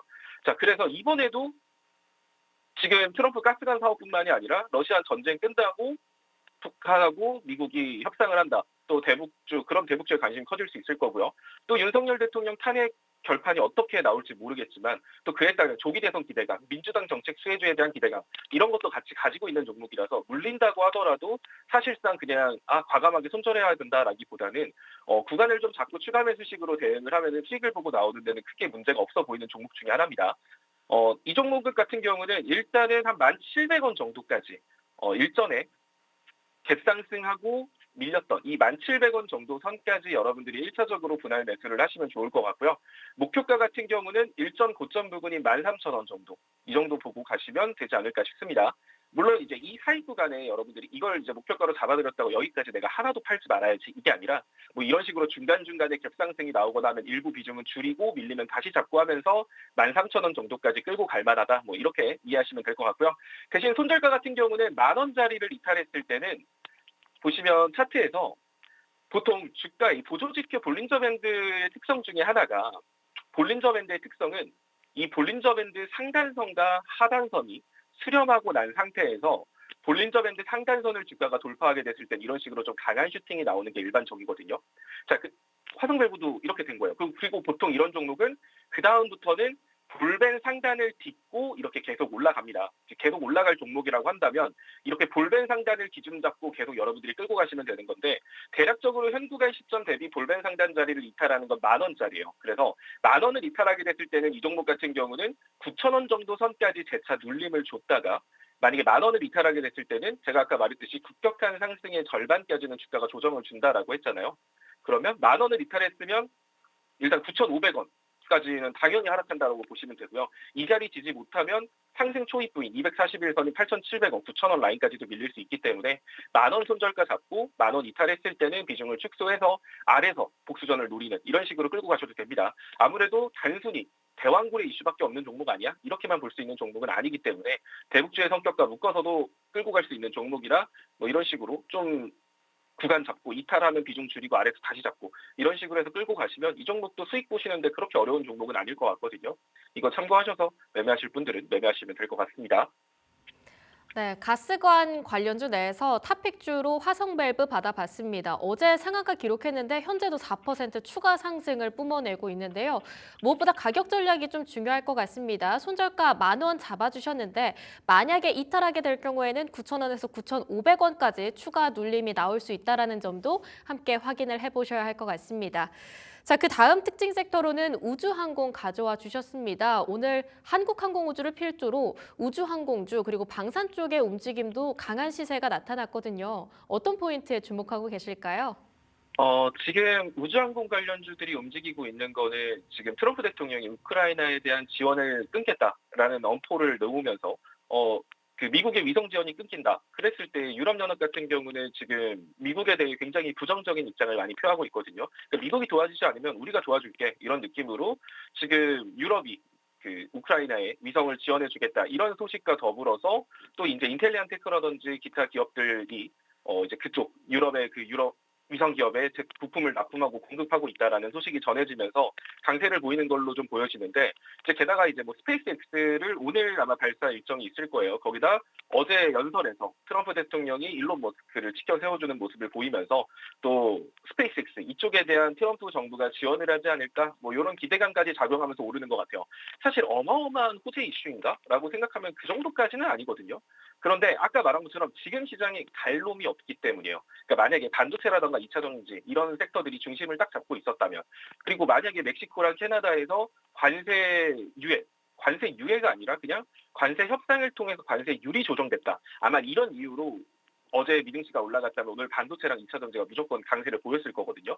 근데 그런 이유가 아니라 그냥 단순히 자동차 유예 이런 식으로 되니까 뭐 딱히 시장의 불확실성이 없어진 것도 아니고 메인 섹터가 있는 것도 아니니 좀 뭐 살만한 거 없나? 이렇게 둘러보다가 우주항공 이거 괜찮네. 지금 이슈 여러 개 있네. 이런 식으로 해서 지금 매수세가 좀 유입이 되는 것 같아요. 그래서 이쪽 같은 경우는 막 지속적으로 앞으로 계속 시장에서 관심을 받고 계속 올라갈 것이다라는 생각보다는 좀 나름 매매 전략을 좀 잘 잡고 매매하실 필요가 있을 것 같습니다. 일단 이쪽 우주항공 쪽의 관심 종목으로는 인텔리안테크를 좀 가지고 왔는데요. 인텔리안테크 같은 경우는 아까 말했듯이 그 나스닥 상장사 텔레셋에다가 저궤도 위성을 안테나를 공급하고 있다라는 그 공급 계약 공시를 최근에 올린 적이 있고요. 또 이제 거래량이 실리면서 추세 전환을 시도하고 있는 종목입니다. 보통 우주항공 관련주들 다 잘 갈 동안 사실 인텔리안테크 혼자서 계속 땅굴을 팠거든요. 자, 과거에 한때 되게 잘 나갔던 종목인데 요즘 시장의 트렌드가 과거에 잘 나갔던 종목보다는 신규 상장주 위주로 돈이 좀 막 들어가서 그런 얘들이 섹터의 대장격을 하는 모습을 많이 보여줬던 만큼 과거에 대장했던 인텔리안테크가 우주항공주들 올라갈 때는 좀 약한 모습을 보여줬어요. 자, 그런데 좀 중요한 포인트가 뭐냐면 보통 인텔리안테크는 61선 위로 제대로 안착, 121선을 돌파하지 못하고 밀리는 종목이거든요. 그리고 나서 쭉 밀리면서 61선까지 깨면서 밀렸어요. 그래서 이 종목이 다시금 추세를 잡기 위해서는 중요했던 게 거래량이 실리면서 61선을 돌파하는 게 되게 중요했거든요. 인텔리안테크가. 그런데 지금 인텔리안테크가 거래량을 실리면서 61선 이 위로 돌파했고 오늘 한 번 더 거래량이 실리면서 올라갔죠. 하지만 당연히 못 뚫는 게 지금까지 이 종목을 보면 121선 위로 거의 안착한 적이 없어요. 그 말은 121선은 이 종목한테 굉장히 강한 저항이거든요. 대신 반대로 말하면 이 자리 뚫으면 위로 막고 있는 게 그닥 없어요. 이제 굉장히 강한 저항이었던 만큼 이 자리만 돌파했을 때는 그때부터는 굉장히 강한 상승 추세를 쭉 이어갈 수 있는 그런 종목으로 보여져서 일단 현 구간 자체도 그렇게 부담이 안 가는 자리이기 때문에 일단 인텔리안테크를 접근하시는 분들 같은 경우는 당연히 지금 이럴 때 들어가면 안 돼요. 아직 두 가지거든요. 아까 말한 것처럼 120일 저항이 굉장히 강한 종목이기 때문에 이 종목은 여기 위에서 1, 2거래일 노는 거 보고 들어가는 게 제일 좋아요. 근데 많은 분들은 이걸 이렇게 돌파하니까 돌파했다라고 착각을 하지만 중요한 건 순간적인 돌파가 아니라 돌파 후 안착이거든요. 자, 그래서 이런 거는 지금 돌파 시도를 하고 있는 종목이라서 이럴 때 들어가는 게 아니라 차라리 121선 위로 안착하는 거 보고 확실하게 보고 들어가서 목표가를 뭐 47,000원 이렇게 크게 보던가 그게 아니다라고 하면 지금 어쨌든 거래량 2번 실렸기 때문에 이 상태에서 이 종목이 조정이 나온다라고 하더라도 뭐 다시 61선을 깨고 내려가는 뭐 그런 하락보다는 급격한 상승의 절반 정도 수준까지만 조정이 나왔다가 다시 한 번 더 이렇게 돌파하면서 이렇게 추세를 만들 가능성이 높거든요. 따라서 이 종목은 현가부터 해서 한 39,000원, 지금 이 정도 선으로 조정이 온다. 밀린다고 하면 이 정도로 조정이 올 거니까 이 구간에서 여러분들이 분할로 접근한다라고 생각을 하시고 평단은 한 4만 원, 4만 1,000원 안쪽으로 맞춘다는 생각으로 접근하면 되겠죠. 신규 진입했을 땐. 자, 그 상태에서 목표가 같은 경우는 다음번에 이 자리 딛고 반등에 성공하면 고점을 갱신할 가능성이 높기 때문에 그때는 다음 추세선 상단으로 예상되는 47,000원 라인, 47,000원 라인에서 목표가를 잡고 매매를 하시면 될 것 같고요. 자, 그런데 이제 61선을 다시 이탈했다. 38,000원까지 이탈했다. 뒤에 받쳐주고 있는 거래량이 많기 때문에 사실 여기를 이탈했다라고 하더라도 다시 올라오긴 올라올 거예요. 그런데 61선을 이탈하면 좀 아래 구간에서 지지부진, 여기서 이렇게 또 지지부진 횡보하다가 뒤늦게 올라올 수 있거든요. 그랬을 때는 기회비용에서 좀 아쉬운 점이 생겨요. 그러니까 38,000원을 이탈했을 때는 손절하고 아래 구간에서 다시 잡거나 뭐 이런 식으로 대응을 하시면 될 것 같습니다. 분할 매수 관점으로 접근하기에 괜찮은 종목인 것 같고요. 또 이제 우주항공 같은 경우는 지금 당장에 움직이는 이슈는 조금 보잘것없다라고 느껴질 수 있겠지만 또 일론 머스크가 밀고 있는 핵심 산업 중에 하나죠. 스페이스X 그리고 로봇 이 두 가지에 속해 있는 기업이기 때문에 우주항공 쪽도 여러분들이 이런 식으로 접근하시면 뭐 손실 볼 가능성보다 수익 볼 가능성이 훨씬 높으니까 관심을 가지고 보셔도 좋을 것 같습니다. 네, 우주항공 쪽에서는 인텔리안테크 받아봤습니다. 39,000원 사이에서 천천히 평단을 4만 원대 정도로 맞춰가기를 권장해 주셨고요. 오늘 크게 올랐기 때문에 당분간 안착을 시도하는 흐름들이 나타나는지 꼭 체크를 해보셔야 할 것 같습니다. 오늘의 특징 섹터 그리고 그 안에 있는 탑픽주까지 받아봤는데요. 오늘의 스페셜 공략주로는 에코앤드림 가져와 주셨네요. 차트를 보니까 2월 거의 내내 우상향을 하다가 최근 4거래일 정도는 조정을 받고 있는 것 같습니다. 어떻게 보고 계실까요? 에코앤드림 같은 경우는 제가 아마 지지난주에 여기 방송에서 소개를 해드렸고 아마 목표가를 찍었던 종목이거든요. 그래서 다시 했던 종목 또 가져오는 게 맞나라는 생각이 들었지만 에코핸드링 같은 경우는 지금 사실 오늘 자동차 관세 유예가 아니라 최근에 2차 전지가 낙폭을 좀 많이 보여줬던 근본적인 이유는 캐나다와 멕시코에 대한 관세가 유예가 되지 않고 예정대로 진행된다는 소식 때문에 빠졌던 거거든요. 아무래도 2차 전지 공장들이 캐나다, 멕시코 이렇게 그쪽 지역에 있기 때문에 여기에 대한 피해가 우려된다. 게다가 최근에 테슬라의 주가 흐름 또한 별로 좋지 않았기 때문에 2차 전지에 대한 부정론이 다시금 나온 거죠. 자, 그런데 반대로 말하면 캐나다랑 멕시코랑 미국이 관세 협상을 통해서 관세율이 좀 조정됐다라는 얘기가 나오면 아무래도 불안감이 해소될 수 있을 겁니다. 그리고 2차 전지는 제가 계속 강조해서 말하지만 지금 시점에야 전기차랑 자꾸 묶이는데 결국엔 로봇하고 묶일 가능성이 높거든요. 그래서 지금처럼 조정을 주는 시점에서는 여러분들이 접근하셔도 나쁘지 않을 것 같아요. 자, 그리고 또 중요한 게 2차 전지 같은 경우는 코스피 같은 경우는 반도체의 영향을 굉장히 크게 받고요. 2차 전지 같은 경우는 코스닥 지수의 영향을 굉장히 크게 받습니다. 또 코스닥 지수에 영향을 크게 주는 건 제약바이오 2차 전지 이렇게 두 개라고 생각을 하시면 돼요.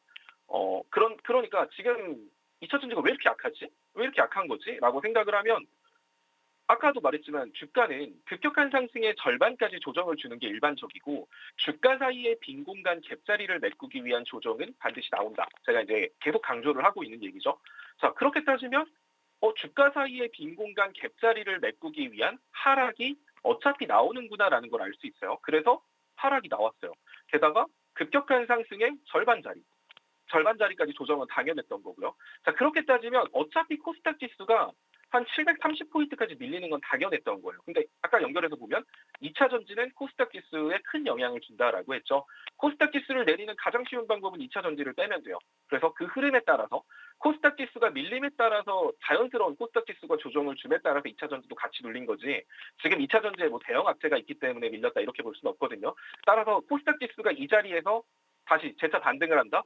자, 위에도 지금 갭자리 만들고 밀렸어요. 코스닥 지수. 그럼 결국 이 윗갭자리를 메꾸는 반등도 결국에 나올 거거든요. 코스닥 지수 같은 경우는 일단 725포인트, 이 자리가 강한 지지선이기 때문에 이 자리를 이탈하지 않고 아마 이 윗자리 760, 770 이 갭자리까지 코스닥 지수가 간다라고 하면 연결해서 생각해 볼 수 있는 거예요. 코스닥 지수가 가면 코스닥 지수랑 연관이 큰 건 2차 전지잖아.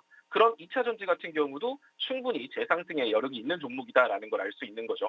자, 그런데 코스닥 같은 경우가 한 720, 725포인트까지 추가적으로 조정이 나올 수 있다면 2차 전지도 거기에 맞춰서 분할 매수 전략을 잡으시면 돼요. 그냥 여러분들, 많은 분들이 단순히 그냥 어느 한 산업만 보고 이 산업이 좋다더라, 나쁘다더라, 단순히 뉴스만 보고 그 종목이 오르고 내릴 거라고 생각을 하지만 이런 식으로 시장 지수랑 연결해서 생각을 해서 보면은 되게 더 많은 것들을 알게 되고 이해하실 수 있게 될 겁니다. 따라서 일단은 에코핸드링 같은 경우는 평가 충분히 매력 있고요. 평가부터 이것도 61선 돌파하고 추세를 바꾼 종목이기 때문에 61선까지 분할로 접근한다라고 하면 그렇게 큰 폭 아니거든요.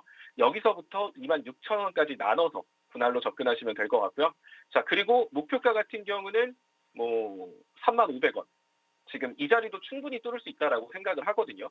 지금 한번 61선을 넘어섰기 때문에 아마 이런 느낌으로 고점을 갱신하면서 갈 가능성이 높은데 일단 그래도 121선 480 저항 구간이 존재하고 있는 31,000원 부근보다 살짝 아래인 30,000원에서 35,500원 부근을 여러분들이 단기 목표가로 잡고 가시면 될 것 같고요. 자, 반대로 25,000원을 이탈했다. 그럼 61선 이탈한 거죠. 그렇다는 소리는 이 종목에 뭔가 대형 악재가 있다라기보다는 코스닥 지수가 아마 크게 망가져 있는 상황일 가능성이 높아요. 시장 전체적으로 다 눌리고 있을 가능성이 높기 때문에 이 종목이 61선을 이탈했을 때는 리스크 관리 차원에서 비중은 절반 정도 손절하고 아래 구간에서 국수전 노리는 방식으로 접근을 하시면 이 종목도 지금 들어가기에 나쁘지 않은 종목이니까 일전에 한번 여기서 소개해서 수익 보고 나왔고 그때 수익 보셨던 분들 같은 경우는 지금 다시 한 번 더 수익을 볼 수 있는 구간으로 보여지니까 잡아준 대로 매매를 하시면 괜찮을 것 같습니다. 오늘의 스페셜 공략주로 에코핸드링 받아봤습니다. 이미 한번 목표가 달성을 했는데요. 리뷰 차원에서도 일부 다시 가져와 주신 것 같습니다. 다시 한번 새로운 목표가 35,000원까지 함께 달려보도록 하겠습니다. 지금까지 딜사이트 S 소재민 마스터와 함께했습니다. 마스터님 좋은 말씀 감사합니다. 네, 감사합니다.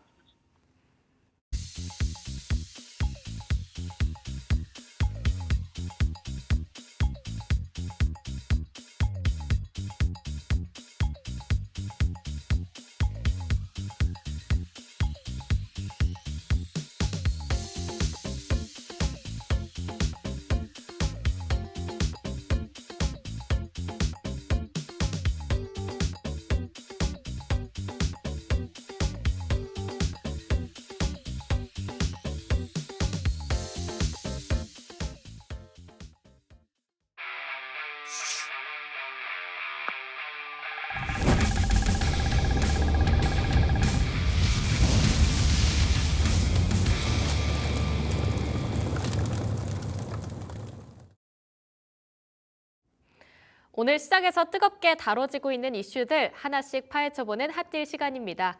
오늘은 딜사이트 경제TV 이진실 기자와 함께하도록 하겠습니다. 기자님 안녕하세요. 안녕하세요. 네, 화면 통해서 가장 많은 클릭을 받고 있는 헤드라인들 하나씩 체크해 보겠습니다.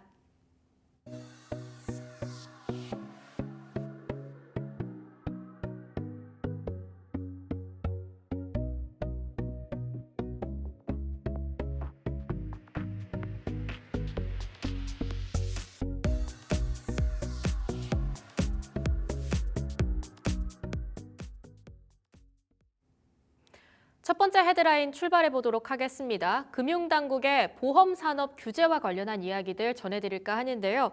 KB손해보험이 지난해 8,395억 원의 순이익을 기록하면서 KB금융 내에서도 이 주요 계열사로서의 역할을 톡톡히 해냈다고 합니다.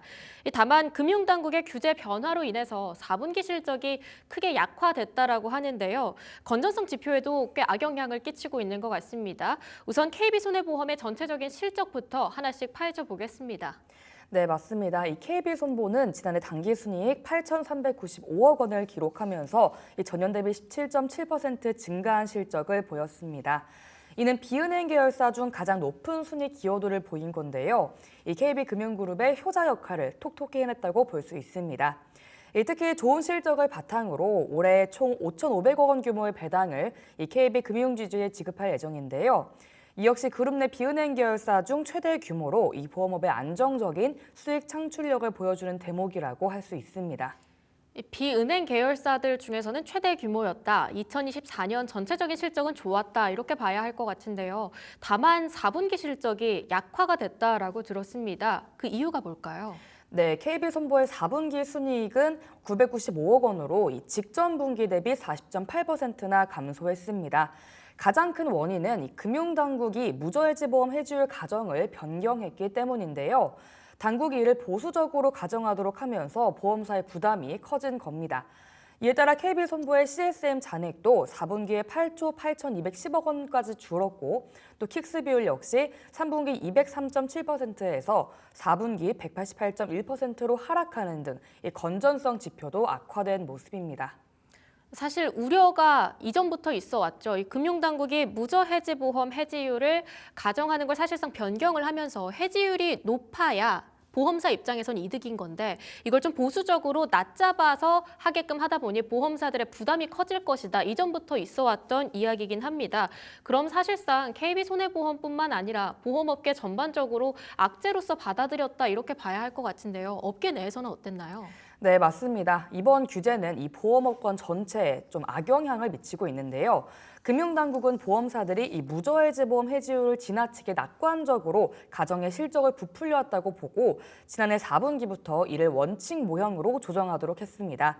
이에 따라 보험사들의 자본 부담이 커졌고요. 또 순이익 감소로도 이어지고 있는 건데요. KB손보뿐만 아니라 이 보험업계 전반이 이 같은 규제 변화에 영향을 받고 있기 때문에 앞으로 보험사들의 건전성 관리가 더욱 중요한 이슈가 될 걸로 보입니다. 어쨌든 규제에 대해서는 확실히 변경안이 나왔고 4분기부터 실적이 약화됐다라고 하니까요. 이 건전성을 어떻게 다시 끌어올릴 것인가가 굉장히 중요할 것 같습니다. KB손해보험에서 특별히 내놓고 있는 대응책이 있을까요? 네, KB손보는 이 선제적으로 자본 확충을 해서 건전성을 개선하는 전략을 추진하고 있는데요. 지난해 9월 이사회에서 최대 9천억 원 규모의 후순위채 발행 계획을 승인했고요. 오는 12일에 3천억 원 규모의 후순위채를 발행할 예정입니다. 이를 통해 자본을 확충하면 지급여력 비율, 즉 킥스 비율이 개선될 걸로 기대가 되는데요. 실제로 KB손보는 후순위채 발행을 통해서 킥스 비율이 4.93%포인트 상승해 208.64%까지 개선될 걸로 전망하고 있습니다. 보험업계에선 이런 건전성 지표가 이 배당 여력과도 직결되기 때문에 앞으로도 추가적인 자본 확충 노력이 이어질 걸로 보입니다. 네, 그 다음 헤드라인으로 넘어가 보도록 하겠습니다. 국내 대표의 교육 기업이라고 봐야겠죠. 웅진이 이번에는 상조업체인 프리드라이프 인수에 나섰다라고 합니다. 확실히 학력 인구가 감소하다 보니까 교육업 자체의 성장세도 꽤 많이 둔화되기도 했고요. 거기에 대해서 이제 고령화로 인해 상조 시장이 급성장하고 있기 때문이다라고 이유가 잡히고 있습니다. 웅진하면 보통 교육 사업 떠오르시는 분들이 상당히 많으실 것 같은데 상조업체를 인수하게 된 배경 어떤 이유가 있을까요? 네, 웅진그룹의 핵심 계열사인 이 웅진싱크빅은 그동안 그룹 매출의 절반 이상을 차지해 왔습니다. 하지만 학령 인구 감소로 인해서 매출이 지속적으로 줄어들고 있는데요. 실제로 웅진싱크빅의 매출은 2022년 9,333억 원에서 2023년 8,901억 원, 지난해 8,672억 원으로 3년 연속 감소세를 보였습니다. 특히 2035년까지 초등학생과 중학생 인구가 35% 그리고 46% 가까이 감소할 전망이기 때문에 웅진 입장에선 교육업만으로는 이 미래 성장이 어렵다고 판단한 건데요. 반면 상조업은 이 고령화와 함께 시장이 꾸준히 성장하고 있습니다. 지난해 상조 시장의 선수금 규모가 9조 4,500억 원에 달했고요. 또 올해는 10조 원을 넘을 걸로 예상됩니다. 웅진은 이런 점을 고려해서 프리드라이프 인수를 추진한 걸로 보입니다. 네, 출산율이 정말 오랜만에 반등을 했다 뭐 이런 얘기들도 들리지만 인구 절벽이 현실화되는 거는 피할 수 없다라는 반응이 계속 나오곤 있습니다. 자, 웅진이 프리드라이프 인수를 통해서 앞으로 기대하고 있는 효과는 뭘까요? 네, 우선 웅진은 상조업을 이 그룹의 신성장 동력으로 키우겠다는 전략입니다. 프리드라이프는 국내 1위 상조 기업으로 고객수와 시장 점유율에서 강점을 갖고 있는데요. 웅진이 이 회사를 인수하면 단숨에 이 상조업계 선두권으로 올라갈 수 있습니다. 또 웅진이 기존에 운영하던 사업들과 시너지를 낼 수도 있는데요. 예를 들어 웅진의 기존 고객 데이터를 활용해 맞춤형 상조 상품을 개발하거나 또 교육 서비스와 결합한 장기 회원제 상품을 출시하는 등의 방식이 가능할 것 같습니다. 웅진 측도 이런 점을 긍정적으로 보고 있는 모습입니다. 네, 우선은 여러 가지 시너지도 있을 것이고 앞으로의 전망이 긍정적이다 이렇게 짚어주시긴 하셨지만요. 앞서 언급 주셨던 것처럼 학력 인구가 감소하다 보니까 교육업 업황 자체가 힘든 건 사실입니다. 그만큼 웅진의 재무 부담도 적지 않은 것으로 알려져 있는데 인수 과정에서 특별한 문제점은 없을까요? 네, 이 부분이 가장 큰 우려 중 하나인데요. 웅진의 지난해 3분기 말 기준 총차입금 의존도는 45.4%, 그리고 순차입금 의존도는 39.9%로 이 재무 부담이 높은 상태입니다. 이 프리드라이프를 인수하면서 추가적인 자금 조달이 필요해지는데 당장 차입 부담이 커질 가능성이 있습니다. 웅진 측은 프리드라이프의 현금 흐름을 활용해 이 부채를 상환하는 전략을 세울 걸로 보이는데요. 프리드라이프는 업계 1위인 만큼 이 안정적인 선수금 규모를 보유하고 있기 때문에 이를 적극적으로 활용하면 재무 부담을 줄일 수 있을 걸로 예상됩니다. 하지만 시장에선 인수 이후의 재무 구조 개선이 중요한 관건이 될 거란 분석도 나오고 있습니다. 네, 앞으로 웅진 인수한 이후로 이 재무 부담 어떻게 해결해야 될 것인지 하나씩 지켜보도록 하겠습니다. 그 다음 헤드라인 살펴볼 텐데요. 티웨이 항공을 둘러싼 경영권 분쟁 정말 오래 끌고 왔는데 차차 마무리 단계에 접어들고 있습니다. 다만 소액주주들의 불만이 꽤 커지고 있다라고 하는데요. 이 경영권 인수 과정에서 정보 공개가 투명하게 이루어지지 않았다. 이 부분이 특히 거론이 되고 있습니다. 의혹이 제기되고 있는데 이번 사태의 핵심부터 짚어보겠습니다. 우선 티웨이 항공의 경영권 분쟁 어떤 과정에서 발생하게 된 걸까요? 네, 티웨이항공의 최대 주주인 티웨이홀딩스를 둘러싸고 예림당과 대명 손호그룹이 갈등을 빚어왔습니다.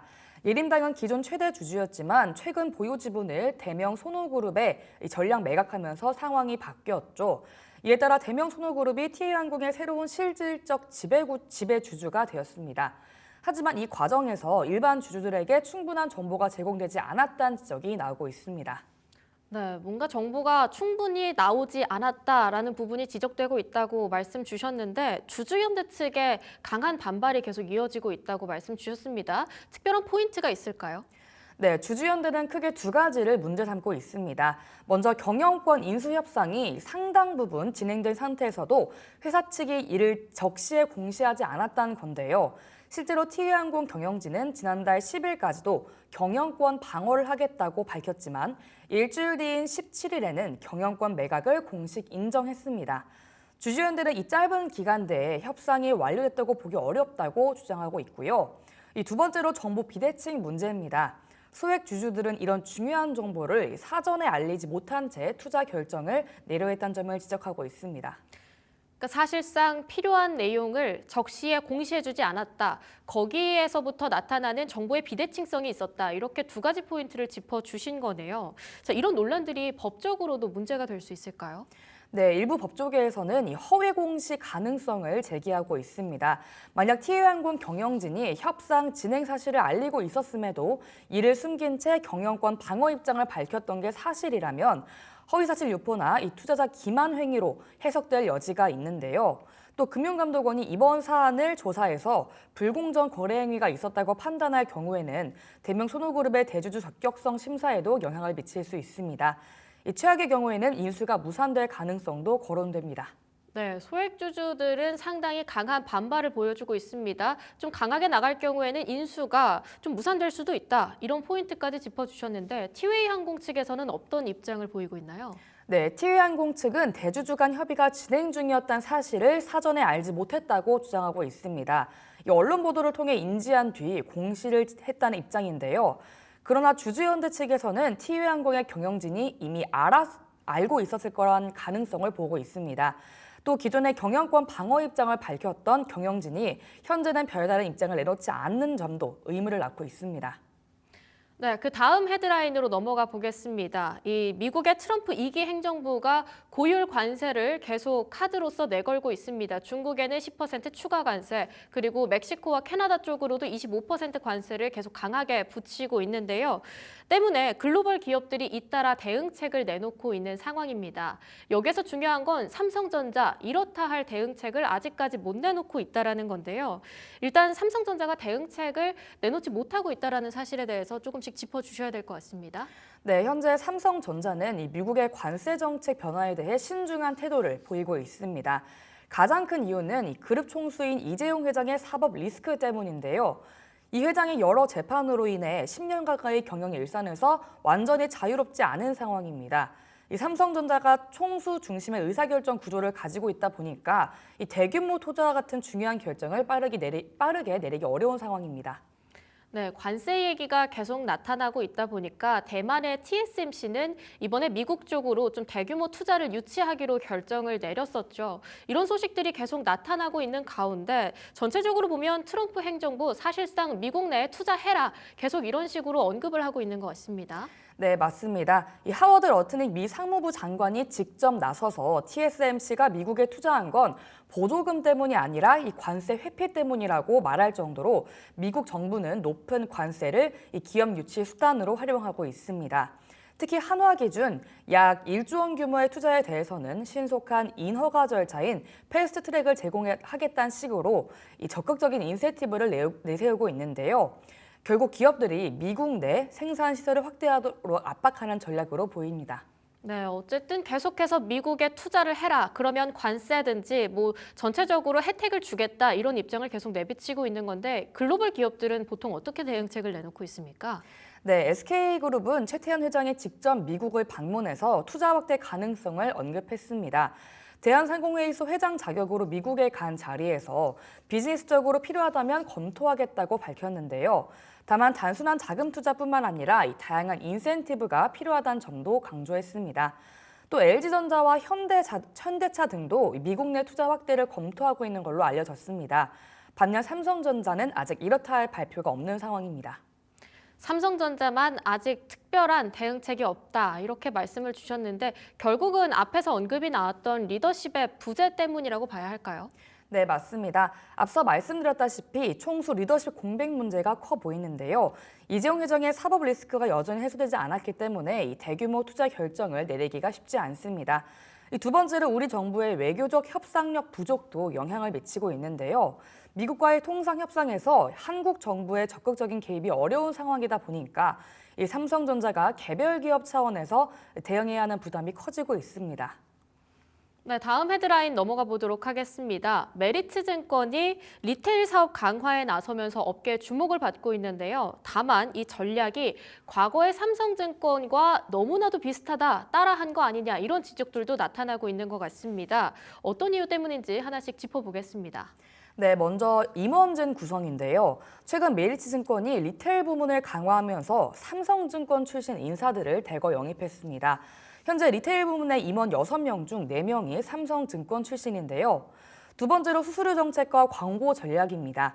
메리츠증권은 지난해 말부터 이 국내와 미국 주식 및 달러 환전 수수료 완전 무료 이벤트를 진행하고 있는데요. 이 정책은 과거 삼성증권이 진행했던 수수료 영원 전략과 유사합니다. 더 흥미로운 점은 광고 모델도 삼성증권과 동일한 배우 유인나 씨를 기용한 점입니다.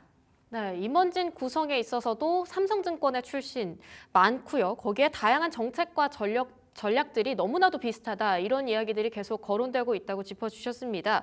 같은 업계다 보니까 같은 전략을 쓸 수 있겠다 싶기도 하지만 광고 전략에 있어서 배우까지 같다라는 거는 지적될 만한 부분이 있는 것 같습니다. 메리츠증권이 갑자기 이렇게 리테일 사업에 적극적으로 나서는 이유 어떻게 봐야 할까요? 네, 메리츠증권은 그동안 투자은행 부문을 중심으로 성장해 왔는데요. 하지만 최근 부동산 금융시장이 부진하면서 IB 부문 성장세가 둔화됐습니다. 이에 따라 상대적으로 약했던 리테일 사업을 키워서 이 수익 구조를 다변화하는 전략으로 보이는데요. 이를 위해 지난해 연말 조직 개편을 단행해 리테일 본부를 리테일 부문으로 격상했고요. 또 새로운 조직인 이노비즈 센터와 PIB 센터를 신설했습니다. 즉 리테일 사업을 제2의 성장 동력으로 삼겠다는 전략입니다.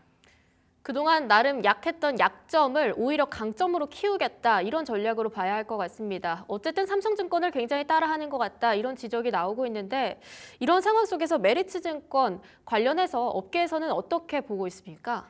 네, 우선 증권업계에서는 벤치마킹 수준을 넘어서 거의 복사 수준이란 평가도 나오고 있습니다. 특히 같은 업계에서 동일한 수수료 정책을 펼치면서 또 같은 광고 모델까지 기용하는 건 매우 이례적이란 반응인데요. 한 업계 관계자는 자산 관리에 강한 삼성증권의 전략을 메리츠증권이 적극적으로 차용하고 있다면서도 장기적으로는 이 차별화된 경쟁력을 확보해야 한다고 지적했습니다. 결국 메리츠증권이 삼성증권을 따라하는 것에서 벗어나 자체적인 경쟁력을 구축할 수 있을지가 관건으로 보입니다. 네, 메리츠증권 확실한 차별화된 무언가를 보여줄지 계속 지켜봐야 할 것 같습니다. 핫딜 통해서 준비된 소식은 여기까지 살펴보도록 하겠습니다. 지금까지 딜사이트 경제TV 이진실 기자와 함께했습니다. 기자님 말씀 감사합니다. 감사합니다.